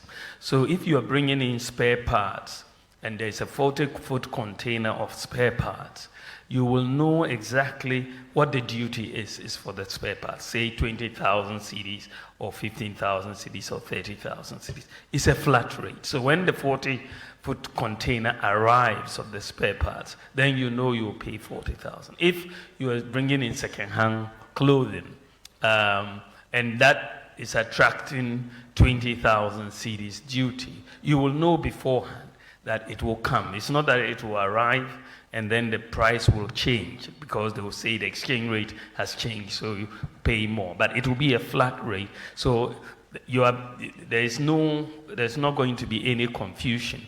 Chicken will attract a different rate from, spare parts will attract a different rate from rice, will attract a different rate from second-hand clothing. But you will know beforehand, before the goods before you import the goods, they will all be published. And so that we get away from, these under-invoicing and misclassification issues. These are really hampering revenue collection. Many importers invest time in misclassifying. They'll bring in chicken and they'll say it is fish or something. But the misclassification and so on, we will have to deal with that. Then the issue about cars for teachers and what we want to do for journalists and all of that. I really believe that one of the major problems, and we address this in the manifesto, that hampers workers and livelihoods in our country is the fact that we operate a cash-based system. Unlike in the advanced world where they operate a credit-based system. So in ab initio, life is much harder if you are a teacher in Ghana versus if you're a teacher in the US or the UK. Even if you are paid the same amount every month, the teacher in the UK will consume probably 5 to 6 times more goods than you in Ghana. Why? Because they are able to obtain credit and pay over time. And so, but we in Ghana here, we have to accumulate cash for whatever we want to buy. If you want to buy a car and the car is costing 100,000 or 150,000, you have to look for 150,000 to pay for the car. But if you were in the UK, you'll probably be paying 1,000 every month to pay for the car, or much less. But so your salary goes along a much longer way. So one of the things that we are bringing in as far as our manifesto is concerned is to move Ghana from a cash-based system to a credit-based system. It's very, very important, because the reason why the credit-based system works in the advanced countries, because they are able to compute credit scores for everybody. You know, credit scoring is key to a credit-based system, because it then assesses the risk of any borrower in terms of borrowing money for a fridge or a car or a TV or whatever. So the credit scoring becomes very key. 14 years ago, I wrote a book on monetary policy and financial sector reform in Africa. This was in 2010. And in this book, I was making the case for why Ghana and Africa generally, we needed to move towards the credit-based systems. And the reason why is to really bring down the stress on living in our system. The reason why they are able to do what the credit system in the advanced countries is because the databases exist for the computation of the credit scores. So the what you need, a unique identity that exists, address, it exists, financial inclusion, a bank account where it exists. So when we came into office, I was very clear in my mind where we wanted Ghana to go. We needed to put in place the digital address system, the Ghana card, which we have done. We needed to put in place the address system. When we looked at the address system, I realized that it was going to be very difficult to go with what we had before, street addresses and so on. So I proposed that we go with digital address systems. I mean, at the time, only one country in the world, Mongolia, had a digital address, a wholesale digital address system. Only one country in the world. But I said, look, Ghana should move in that direction because we can leverage on GPS technology and have a digital address system. Now, we have been able to get a digital address system, and we are the second country in the whole world to have a wholesale digital address system. Every part of Ghana, we can have a digital address. Now, then the third leg of this to allow us to get to credit scoring was to make sure most Ghanaians would have a bank account so that your financial transactions can be scored and monitored and so on.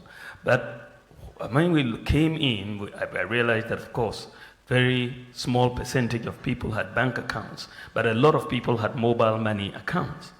And so I made the point that the key to get everybody financially included was to have that interoperability between the mobile money account and the bank account.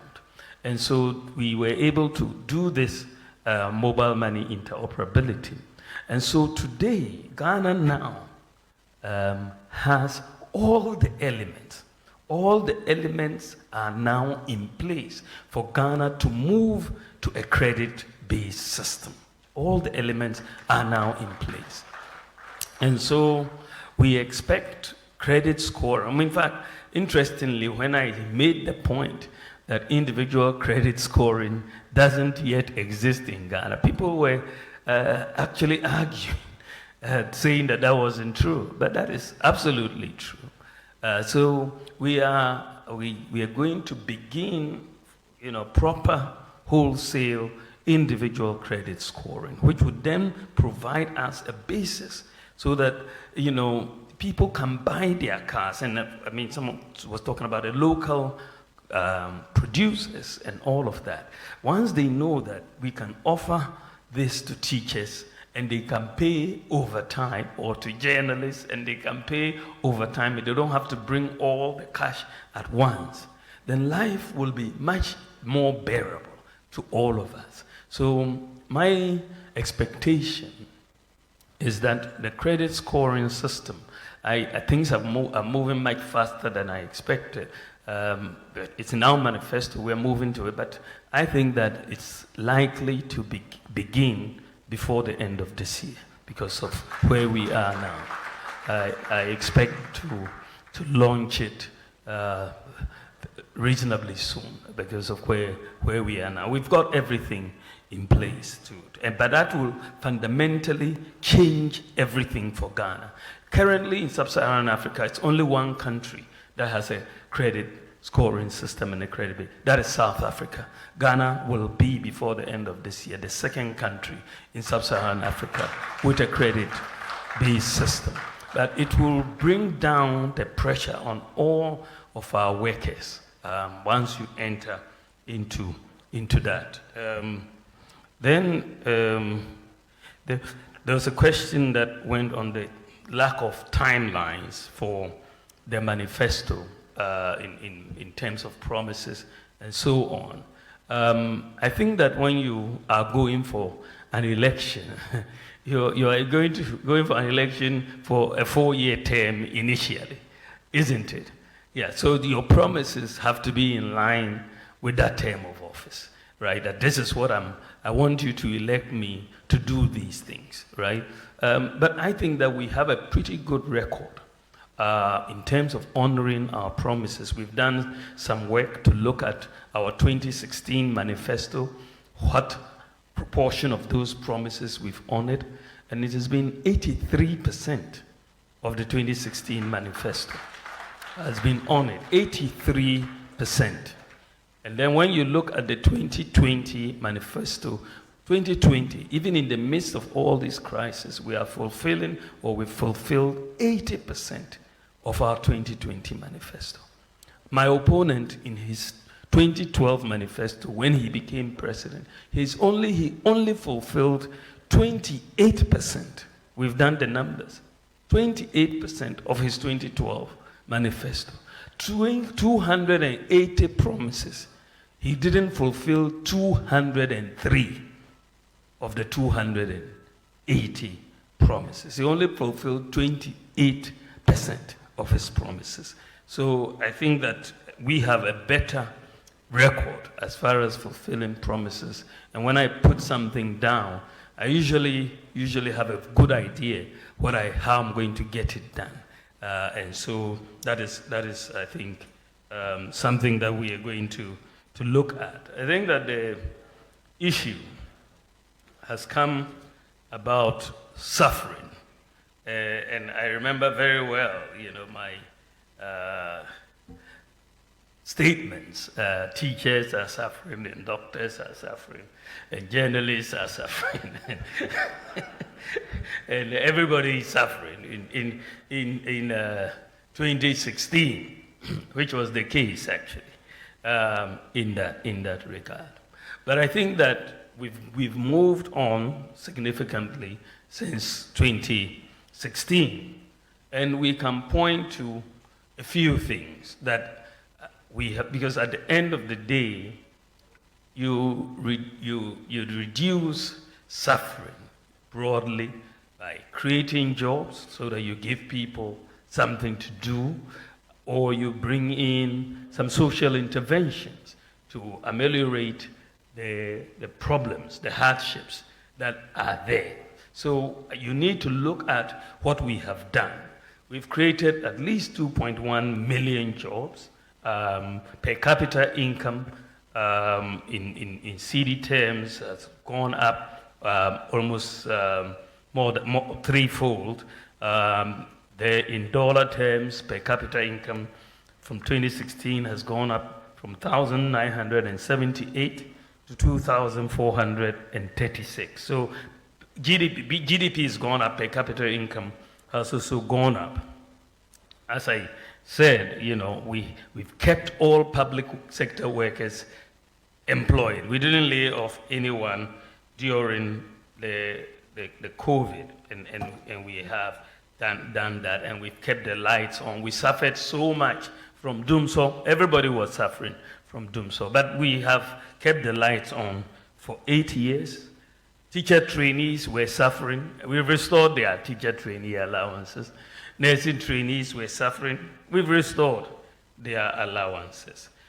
People who were using the NHIS had major issues. The people who had sickle cell were suffering because the hydroxyurea, which was really needed and wasn't covered by the NHIS.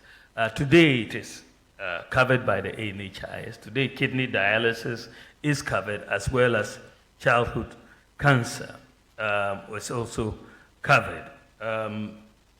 You also see that for the people, the issue of rent advance, the National Rental Assistance Scheme has come in to really help in that. During COVID, we gave free water for a year, free electricity.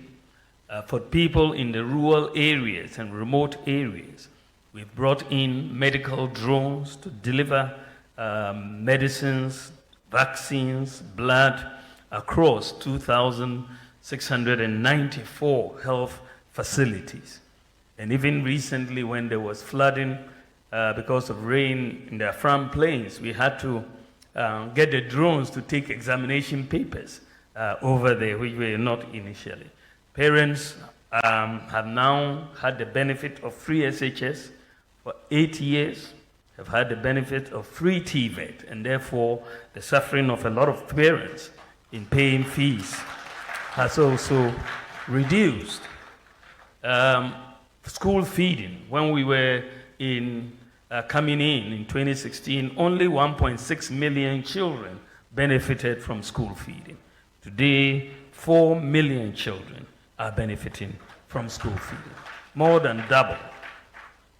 We have also absorbed the examination fees for all students for BEC and WACC examinations.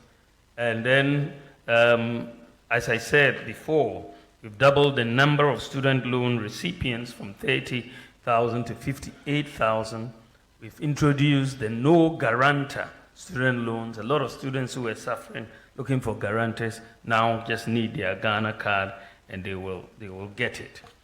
So we've done quite a bit. We brought in one constituency, one ambulance, and we procured the ambulances for many of our constituencies or many of our districts. And also, if you look at the small and medium enterprises who had major problems in accessing funding, we've provided funding over the last 8 years to 444,000 SMEs, 1.4 billion Ghana cedis, which has been quite significant by any account and very historic in that regard. So I think that yes, the suffering is there, but we've done a lot of social interventions to to ameliorate that suffering. It's not gone, but at least we can point to things that have gone in to reduce the suffering of our people. I mean, even renewing National Health Insurance card was a problem. Just to renew it, many people had to go and sleep. I know in my constituency, people had to go to the NHI office and sometimes sleep for 3 days before they could renew National Health Insurance membership. But today, you just sit in your home and renew. Today, you sit in your home and buy electricity credit. You don't need to take trotro or taxi and go somewhere else to do it. So we've done quite a bit to reduce the suffering of people, even though, of course, it is not complete. We still have more to do, and we'll continue. So the other question, which is a nice one, Vanessa was asking, if the fundamentals are weak, the exchange rate will expose you, which is a truism. It was true then, and it's still true today. It's an economic truism that once the fundamentals weaken, you will see the impact on the exchange rate fundamentally. And when we talk about many of these fundamentals, you're talking about the GDP growth rate, you're talking about the fiscal balance, you're talking about the exchange, the reserves, level of the reserves that you have, inflation, and so on. When we came into office, during the first term before we hit COVID, between 2017 and 2019, you saw the fundamentals pretty much strengthening by all accounts. And the exchange rate depreciated in those 3 years by less than 5%. That was the lowest depreciation in the currency for 28 years. 28 years. That was the lowest depreciation of the currency. I think we went up, even after COVID, we didn't get that high a depreciation. But the biggest shock for the economy came in 2022. All hell was breaking loose in 2022. Inflation, 54% as at November 2022. Exchange rate had depreciated at 54%. And of course, you could look at the fundamentals were in trouble at that time. You saw the fiscal deficit going up, you saw inflation going up, growth declining. And so for me, it wasn't surprising, even though it was shocking, the extent to which the exchange rate went. So the point that we are making is that once the fundamentals weaken, you will get it shown in the exchange rate. And this is why we have seen that recently, even though we're depreciating in November at 54%, this year the depreciation has been 18.6% so far, right? We're looking at about 18.6%. So you are looking at a situation this year. Why is the depreciation lower? Because the fundamentals have strengthened. The fiscal deficit is under 5%. We are running a primary surplus. Growth has gone up first quarter to 4.7%, higher than projected. The reserves are increasing, and the gold for oil program is helping. So as the fundamentals and inflation today is around 20%, so there's been a strengthening of the fundamentals, and you've also seen more relative exchange rate stability. In all of this, and I want you to take this away. When I looked at what was happening in 2022, the 54% depreciation of the cedi, it was very scary.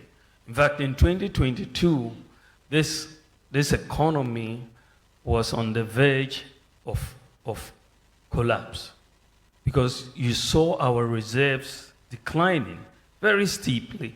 The exchange rate was blowing up, inflation was up, and my worry at that time, frankly, was that I could see this country moving towards Sri Lanka.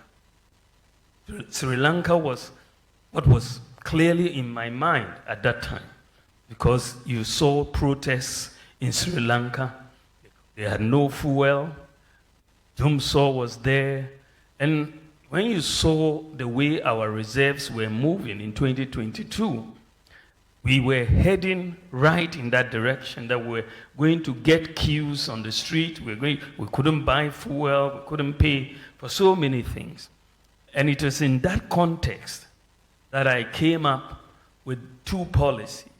One was the gold for oil policy and the gold purchase program of the Bank of Ghana. Because when I looked at it, you know, sometimes when they say necessity is the mother of invention, because when I looked at it, we were headed for disaster, you know. But I made the case. I looked at the numbers, and I said, well, how are we going to get foreign exchange to buy fuel in this declining reserves? And then I looked at gold. I said, let's take a look at gold. I looked at the reserves of gold that we had, and it was 8.7 tons, 8.7. That is from independence to 2022. Our gold reserves were 8.7 tons, 8.7. I mean, when you looked at the US, they had 8,000 tons in gold reserves. The UK, Germany, France, you know, all above 2,000, 3,000 tons. And Ghana, the largest gold producer in Africa, had 8.7 tons. So I said, this is something that we need to change. And so Ghana needs to start, because the thing about gold for us is that we don't have to export anything to get gold.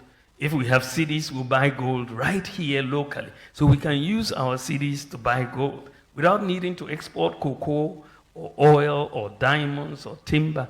We just buy the gold locally. That is what we have that many countries don't have. It's just something that many countries don't have that opportunity to do so. So I then came up with that idea that let's do, instead of, since we don't have forex at the bank to pay for oil, let's use gold. And therefore we went into this gold for oil and gold purchase program for reserves. And what is very, very interesting, frankly, without this gold for oil, the gold purchase program, this economy would have collapsed. There's no doubt in my mind. There's no doubt in my mind. Why do I say so? In the last couple of years, Bank of Ghana, under the gold purchase program, has been able to buy $5 billion of gold. $5 billion of gold. Think about it. We've gone to the IMF to look for $3 billion, which is going to be paid over 3 years. And this is why we are going through it. But locally, we've been able to buy $5 billion. And this is why there are no queues for petrol. This is why Dumso has not happened in Ghana. Because otherwise, where would you have gotten $5 billion from your reserves? Where would you have gotten $5 billion from your reserves to keep up all the payments you needed to make? So that has been, for us, the game changer.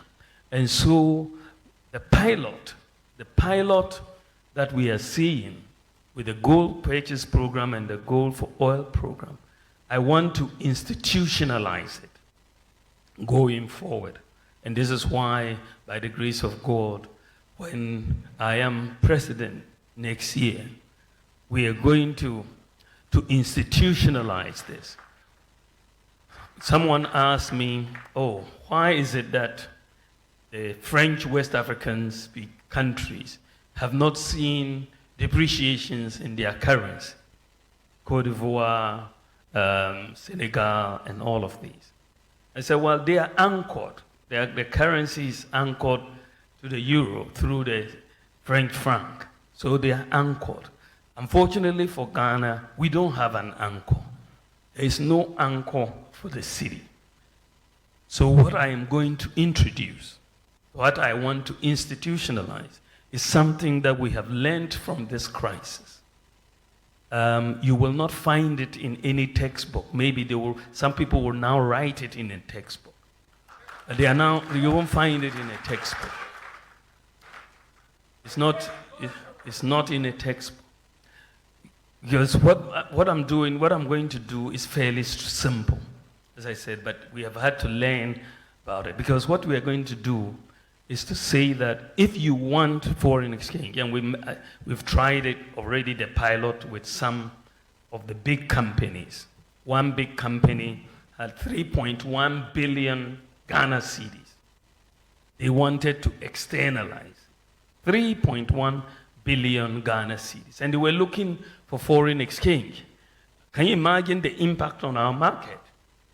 If someone comes out with 3.1 billion cedis looking for dollars.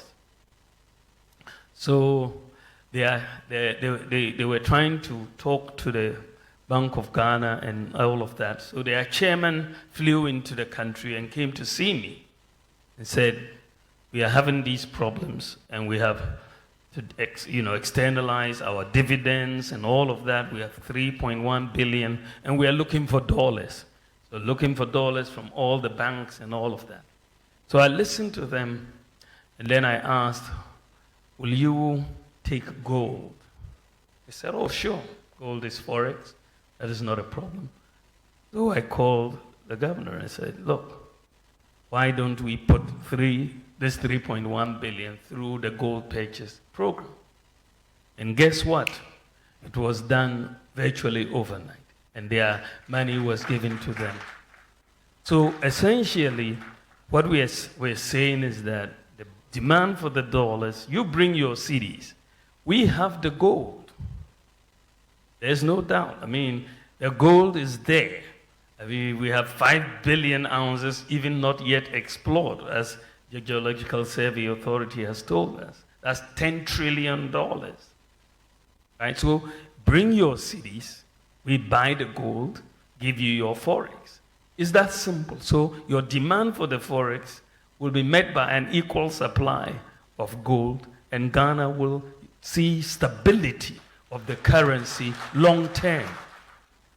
So we're looking for a simple solution to a long-term stability for the cedi.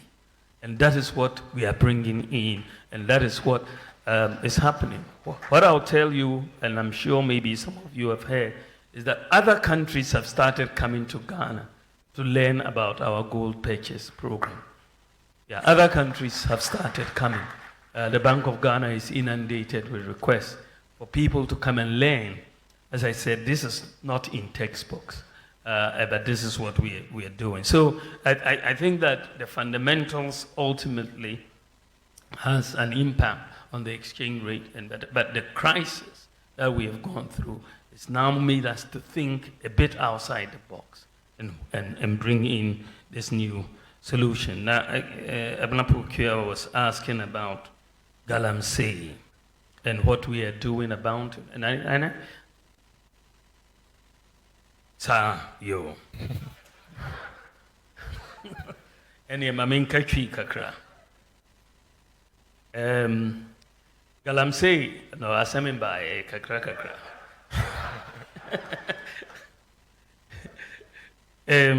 Your pese yes, and she share a war your mining sector. Say, Galamsey for ni permit licenses. Yadi mo. Yabe sisa. Sanchi share no. Yabe ye. Na easy mrepa ma ubia oye Galamsey ene obenya mining license ODB juma. So yedi some ranaba district committees, traditional leaders through the Minerals Commission, umubenya licenses, umube register ne Ghana card. Then yebe community mining schemes, Geological Survey Authority, behwehwe omu survey no, na omu hu say ahana gold no wo, ahana gold no, ene said omu to gold no, a trial and error. Ubako akotu ha, we nya na wako ha, we nya na o say assassin. But yet the data ba na ya kanchira mu say galamsey for or small scale miners ahana gold no wo into ye shisha community mining scheme wo ho amamo monko ho montoto omo ya na ya to omo gold no adia ko Bank of Ghana nti san shishe no na ye de ba mi be shishe Minerals Development Bank ama mining, small scale mining sector also. Said the Agri Development Bank, yes, share no for Equiafo no. Yes, new Minerals Development Bank, ama small scale miners. Na abua umo no menya equipment. The common use, are there different common user facilities? If the two gold now the shemwa na high percentage of gold amount. Sana yede betuho. Ama obia in the community mining schemes said that omubenya more gold from their activities. Enti san share basua me jidi say galamsey no ebetwa so yensizi obia excavator na yashino na or whatever sadia no ebetwa so na yedi akọ.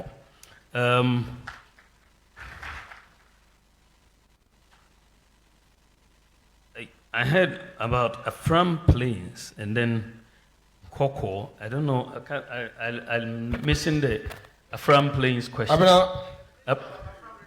The bridge. Yeah. Yes, bridge. And Cocoa Sports Stadium 2020. Mukase mo besi ehun she medase. Yes. So the Afram Plains Bridge, I think, is one of the bridges that we are working under with the Korean facility. It's one of the projects that we've presented to be done under the Korean facility. When we say the Koreans have given us a grant and a concessional loan of $2 billion, and we've had to take a number of projects to them for funding. I think that bridge over there is one of them. And then the Nkoko Sports Stadium, I have to follow up with the minister on that one. I can't give you a direct answer on that. Then the question came, the first 100 days, what would you do? I'm definitely not taking a honeymoon.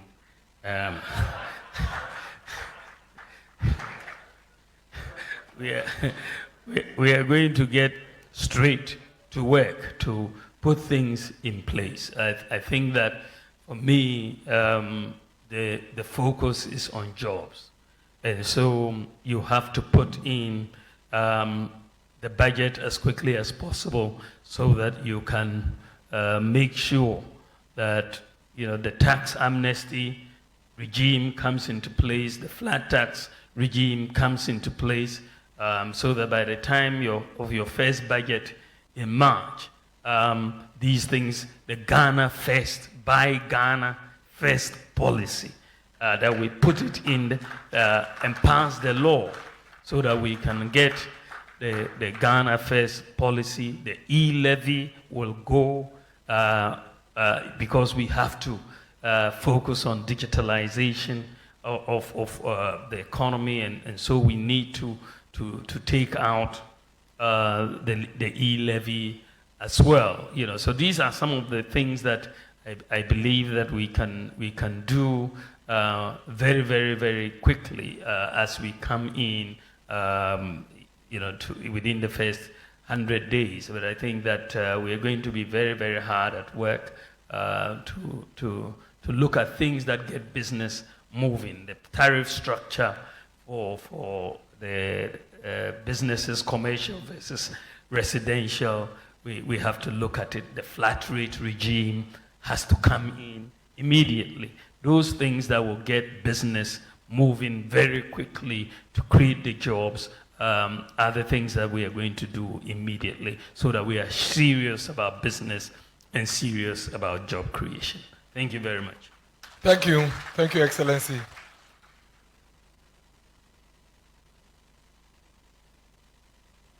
I will go to the far end. Abdul. Abdul from Tamale, please. Let's hear from the northern region. Abdul, go ahead.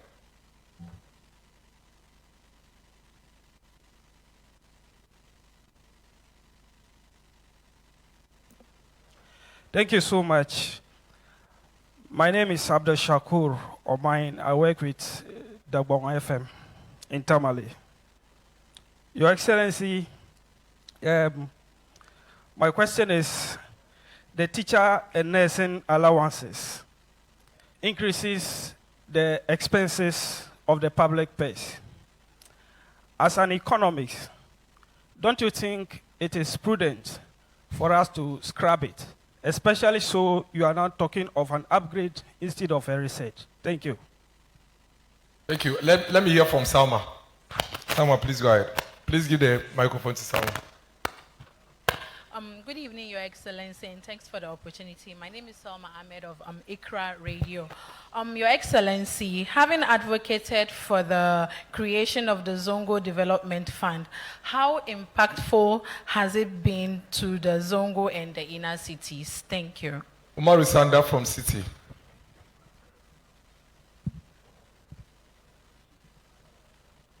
Thank you so much. Good evening, Mr. Vice President. I have a message from your in-laws, the Fulani people.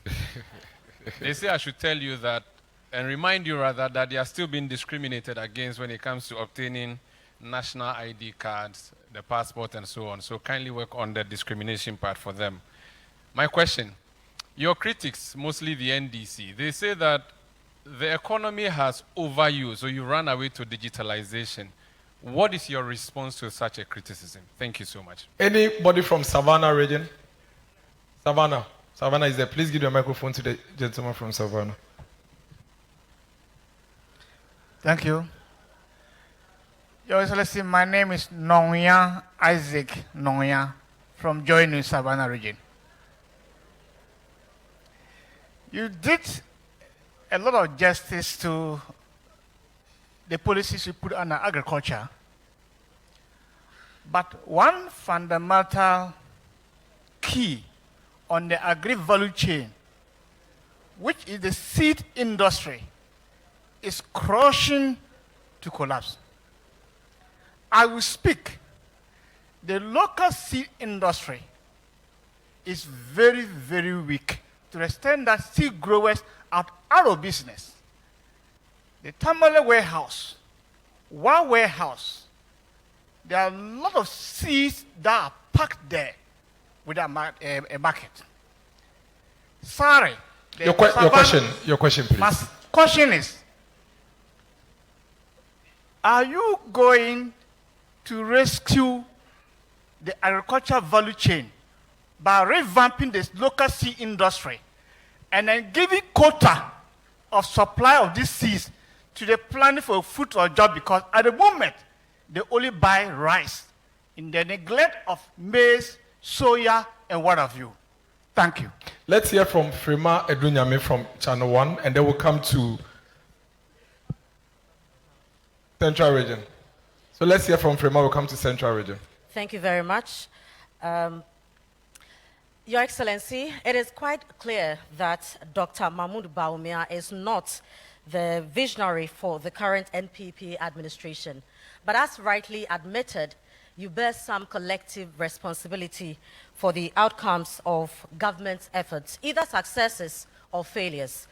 Mr. Vice President, can you state 2 failures of your current administration which you seek to correct? And how do you intend to do this differently should you become the president? Thank you. Thank you. Central Region.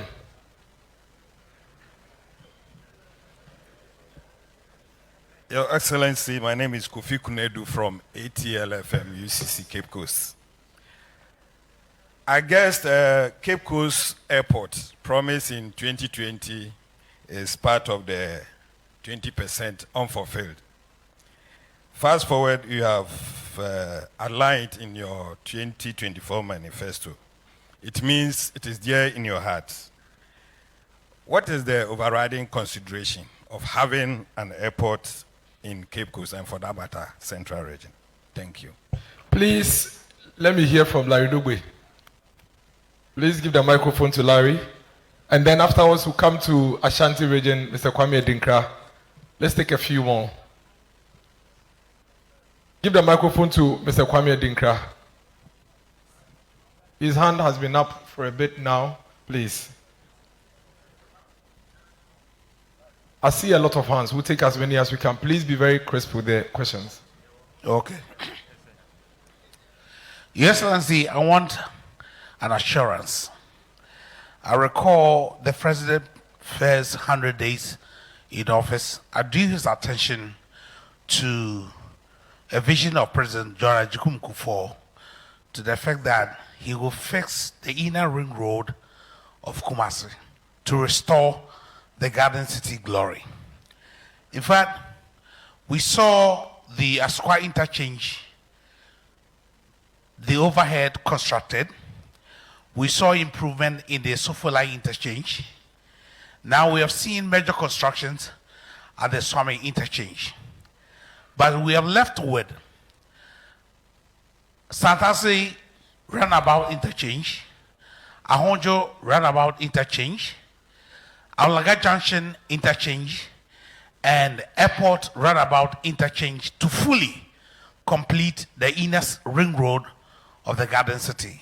I want assurance from you to the people of Kumasi, whether indeed in your reign as the President of the Republic, you will fully complete the inner ring road of the Garden City. Thank you very much.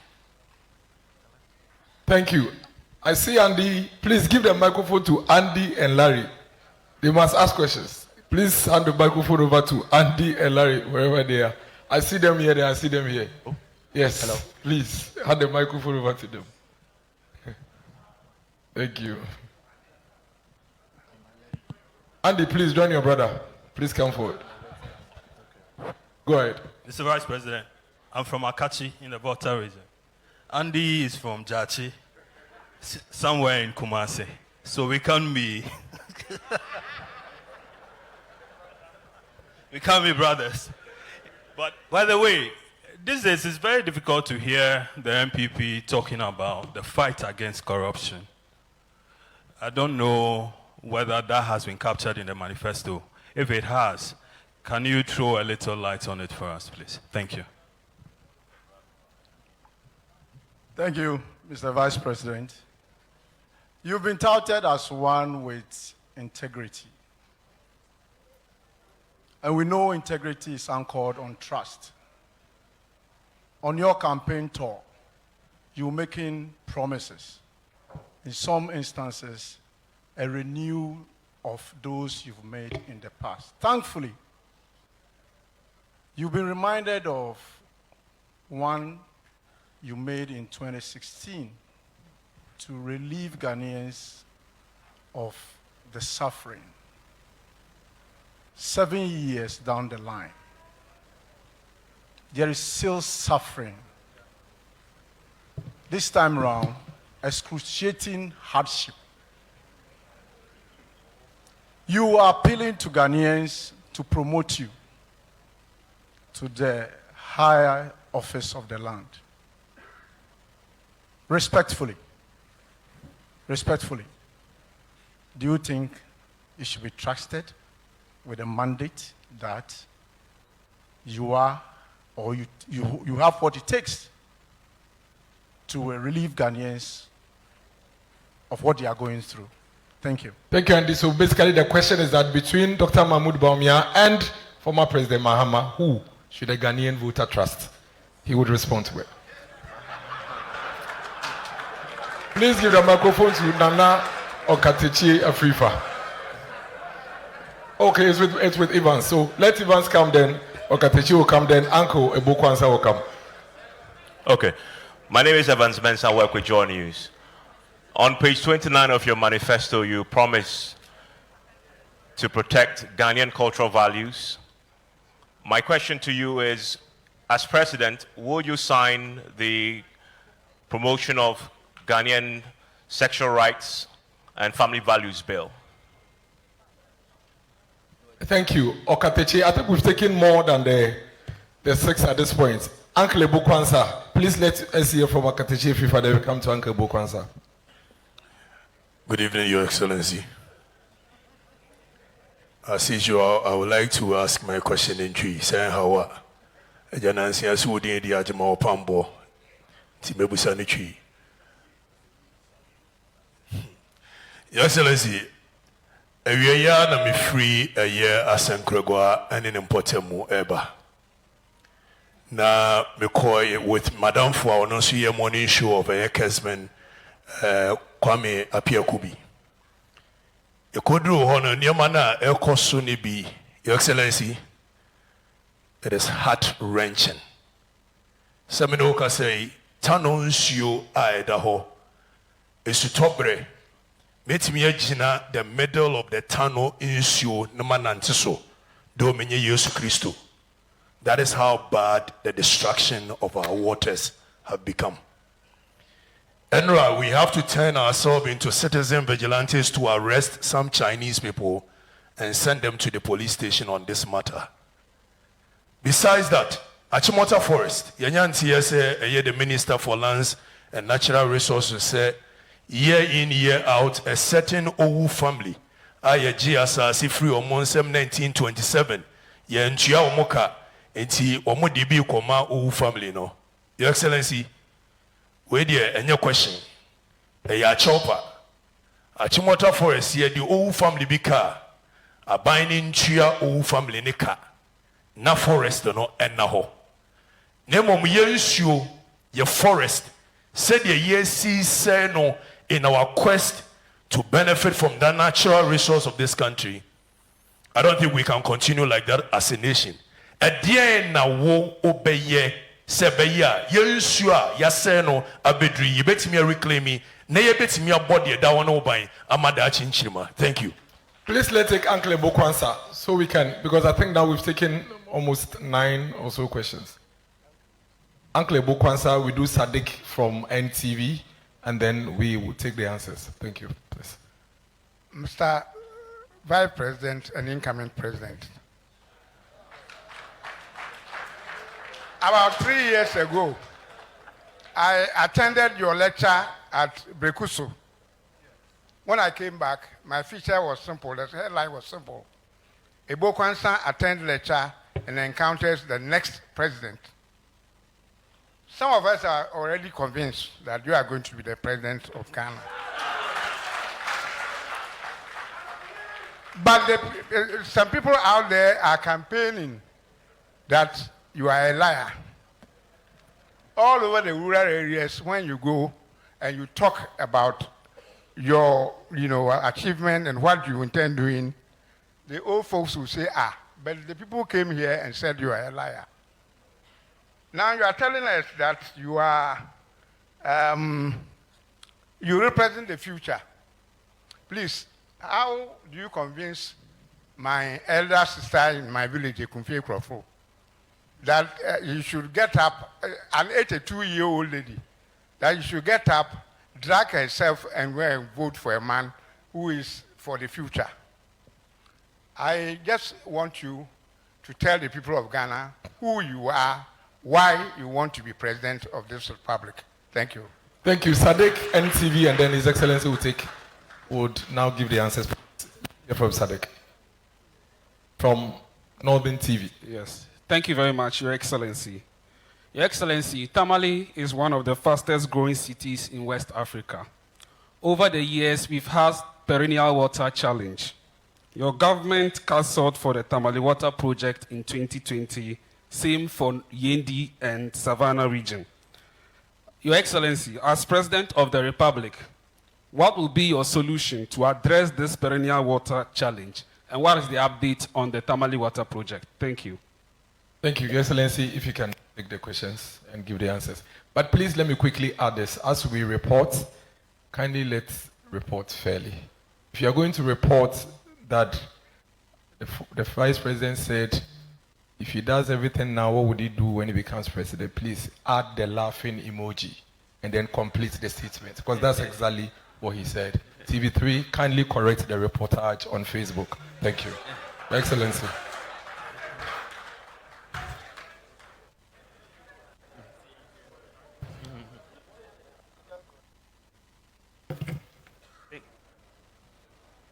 Thank you very much. I think the question started with the seeds. I think that the seed industry appears to be collapsing, and we need to revamp the local seed industry. I couldn't really agree more with the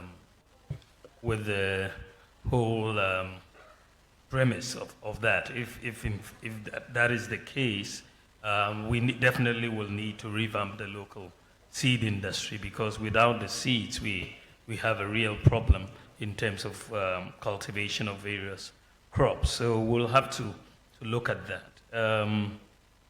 The question, what failures that you think in this government that you would see to correct? I was thinking a little bit about that. I don't know if I mean, for one, I think that I wish we had built in, for example, we had started the gold purchase program much earlier. If we had started it in our first term of office, for example, the buffer in terms of gold reserves would have been much bigger. As I said, a few years ago, we had 8.7 tons of gold, and I think so far we are almost they've bought close to about 72 tons or so. So it's something that I wish, when I sit back and look and I say, wow, I wish we had been able to buy a bit more and start gold for oil and gold for reserves much earlier. But as I said, the crisis is what really made us to get into these policies. Of course, I also wish that we had, even though we've built more school infrastructure than any government, I believe that we've still had challenges with the senior high school in terms of infrastructure. And I wish we had completed a bit more in terms of the accommodation, dining hall, and so on. But this is one of the reasons why I want us to move a lot of the government expenditure away from government to the private sector. This is a major policy that we are coming up with, that we want to engage the private sector in a lot of expenditure that government normally will put on the budget. And a lot of infrastructure is part of what government puts on the budget. And places like roads, and you tend to see a lot of uncompleted buildings. But if you go to places like Legon or Tech, most of the accommodation, the hostels, is provided by the private sector. And all we do is rent it and pay. And I believe that we can have that model where the private sector is engaged to build a lot of infrastructure, and we'll pay them rent or lease it or whatever over time. So I believe that will give a lot of fiscal space, but also allow us to complete all of these buildings and so on. But this is where I want to take Ghana in the next session, that we should move more towards the private sector provision of a lot of this, and that will really bring down the fiscal burden on government in providing some of these. The Cape Coast Airport, what is the overriding consideration? Well, I think that if you look at tourism, it's got to be one of the big considerations for Cape Coast. And that could provide us. Of course, some people say, well, you are also expanding the road. That is fine. But some people want to fly directly to Cape Coast. I think they will have that opportunity to do so. Parents, it's an educational hub and so on. From Tamale can come straight to Cape Coast and other things. So I think that, you know, there is a rationale and we should give Cape Coast. It's the feasibility study is suggesting that the location will really be between Cape Coast and Takoradi because of land space issues. But I think there's justification for that.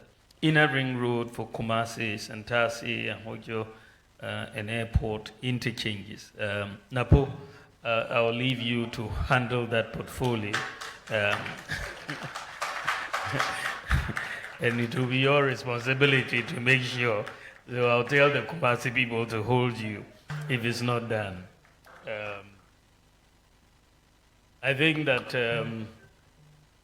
the issue that has been raised, I think, I don't know if it was Andy or Larry who raised it, that corruption, that we've not talked about corruption in the manifesto. In fact, we have, and I did make the point when I delivered my speech at the manifesto launch, that, you know, for me, the way we have looked at fighting corruption, you know, we're looking at, as I said during the manifesto launch, you know, we have killed people for corruption, jailed people, we've passed several laws. You know, in fact, since we have been in office, you know, we have passed many laws. We've passed the Right to Information Act that basically brings more transparency. The Witness Protection Act we've passed. The Criminal Offense Amendment Act 2020 was also passed. The Anti-Money Laundering Act 2020. They also increased budgetary allocations to the Audit Service, to SHRAJ, NCCE. We also set up the Office of the Special Prosecutor. So all of these things are you know, policies that we've implemented. But I make the point that when it comes to corruption, I believe that we should stop corruption ex ante. That is before it happens, rather than deal with it ex post after it happens. That we should look at, and this is why I believe that digitalization holds the key to dealing with corruption. And why do I say so? When I look at the impact of the Ghana card on the public sector payroll, it gives me a lot of confidence that we are on the right path to deal with corruption ex ante. The Ghana card provides unique identity backed by fingerprints for every adult Ghanaian so far. We've issued 18 million Ghana cards. And so when we look at SNIT, for example, when they went through their pensioner payroll and tried to make sure that everybody had a unique identity on the payroll, they found out 29,000 ghost pensioners just because of the Ghana card. And that saved SNIT almost 400 million Ghana cedis from the 29,000. National Service Secretariat found 44,000 ghost service personnel, savings of over 350 million. And using digitalization in the Ghana card, we've been able to eliminate all ghost workers on the Controller and Accountant General payroll. And that is a major advancement in the fight against corruption, because these are things that have been there for a very, very long time. But digitalization is helping us to deal with it. And when you come to the area of the tax, domestic revenue mobilization and people's compliance with tax laws and all of that. When we came into office, only 4% of the, adult population of Ghana had tax identification numbers. Only 4% had tax identification numbers. So we made the decision. I said, look, why don't you make the Ghana card number the tax identification number? Suddenly, once we did that, suddenly 85% of adults in Ghana suddenly have tax identification numbers. So we can tell going forward who has filed, who hasn't filed, where they live, and so on. We tackled corruption, passport office with digitalization. And since we digitalized operations at the passport office, revenues have gone up almost ninefold at the passport office. Ninefold. Same with DVLA, digitalizing DVLA. We've seen significant increase in revenue. When we digitalize ECG, and ECG no longer collects cash for payment of electricity, you've seen revenue collections go up from 450 million Ghana cedis to 1.2 billion Ghana cedis, just by digitalization. You are looking at paperless ports and the way clearing goods at the ports have gone so far. Everybody can attest that you have been able to see a reduction in corruption. The Ghana.gov platform that we have implemented, by the way, you almost about 99% of all MMDAs are on the Ghana.gov platform. And that means that payments to government and are largely not leaking. The Ghana.gov is collecting about 200 billion Ghana cedis on the platform a year. And a lot of this would have normally gone through cash, and then we would have had leakages. What we want to do moving forward with fighting corruption is my proposal in the manifesto that our government must become a blockchain government. A blockchain government, which means that we operate on the basis that all transactions that you do within the government space are locked in, cannot be changed, are traceable, even if it is 100 years, they are all traceable. So you cannot go and change any things within the government space. And that is where we need to go.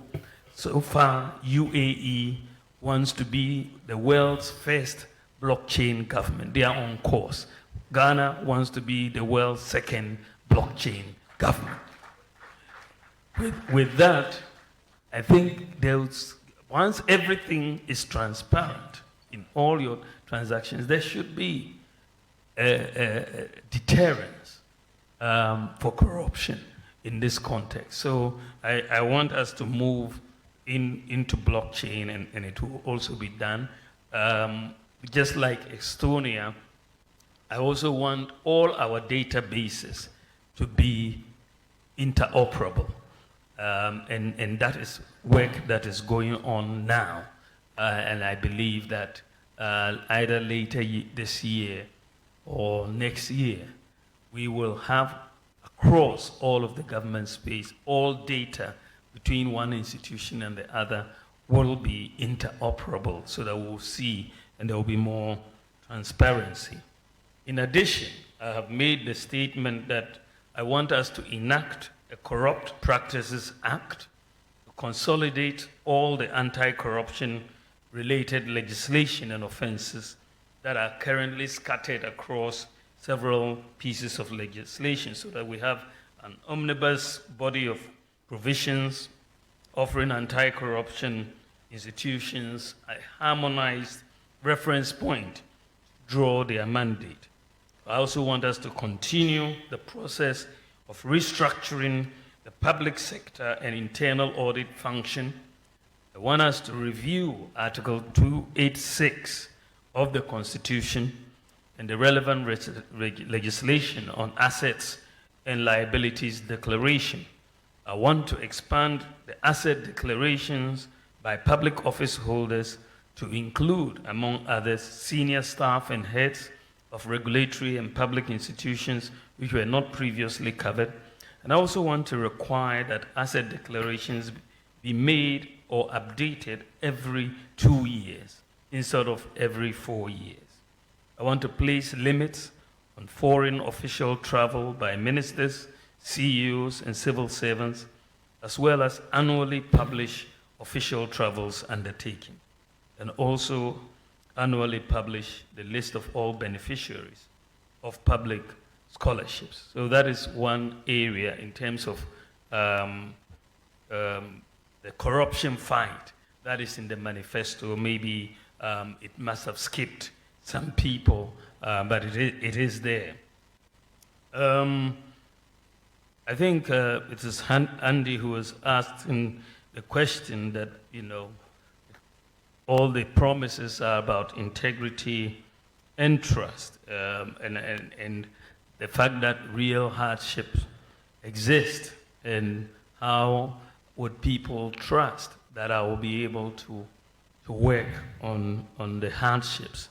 I think that, you know, the issue has to really be about what have you done? I mean, what is your track record on these issues of social intervention, right? What have we done to relieve hardships? I think, frankly, the MPP, whether it's President Kufuor's government or President Akufo-Addo's government, has a solid record when it comes to social interventions to deal with hardships. The record is very, very solid, whether you're talking in education with capitation grants, or the increase in payments to persons with disabilities, which went up by 50%, or free SHS, or free TVET, or increased absorption of BC and WACC examination fees, and so on. The free water during COVID and all of that. The social interventions are very, very massive, actually. The issue with my opponent, who is the former president, is that he cannot point to one social intervention, one, that he can point to, that this is how I, notwithstanding all that has gone on, when I was president, I was able to do this to relieve the suffering of our people. There's just not one. You know, there's no one social intervention. So that is the issue. I believe that if you look at our promises, as I said, the 2016 manifesto, we've done about 83%, and 80% of the 2020 manifesto fulfilling or fulfilled about 80%. So we have more credibility. And I think the people of Ghana can trust us. When it comes to dealing with hardships, we are always front and center, whether it's providing free dialysis or sickle cell or childhood cancer. We're always thinking about it. And for me personally, you know, I always worry about the poor and the vulnerable. And this is why I am a patron, for example, of the Lepers Aid Ghana, and also for the Mother Teresa's Soup Kitchen in Accra. I'm also a patron there because I want to help people who are vulnerable, and that's where my heart really is. So I think we can do a whole.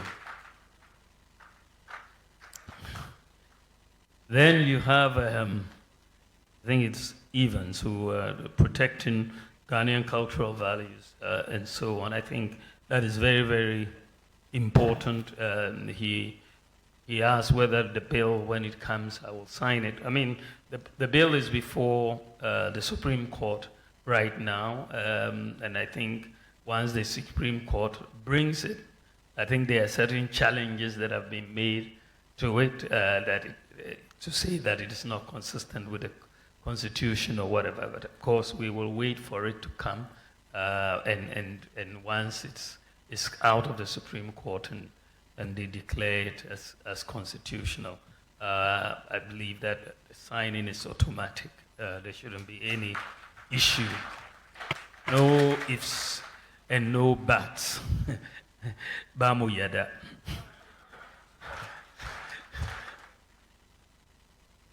I think that there is the issue of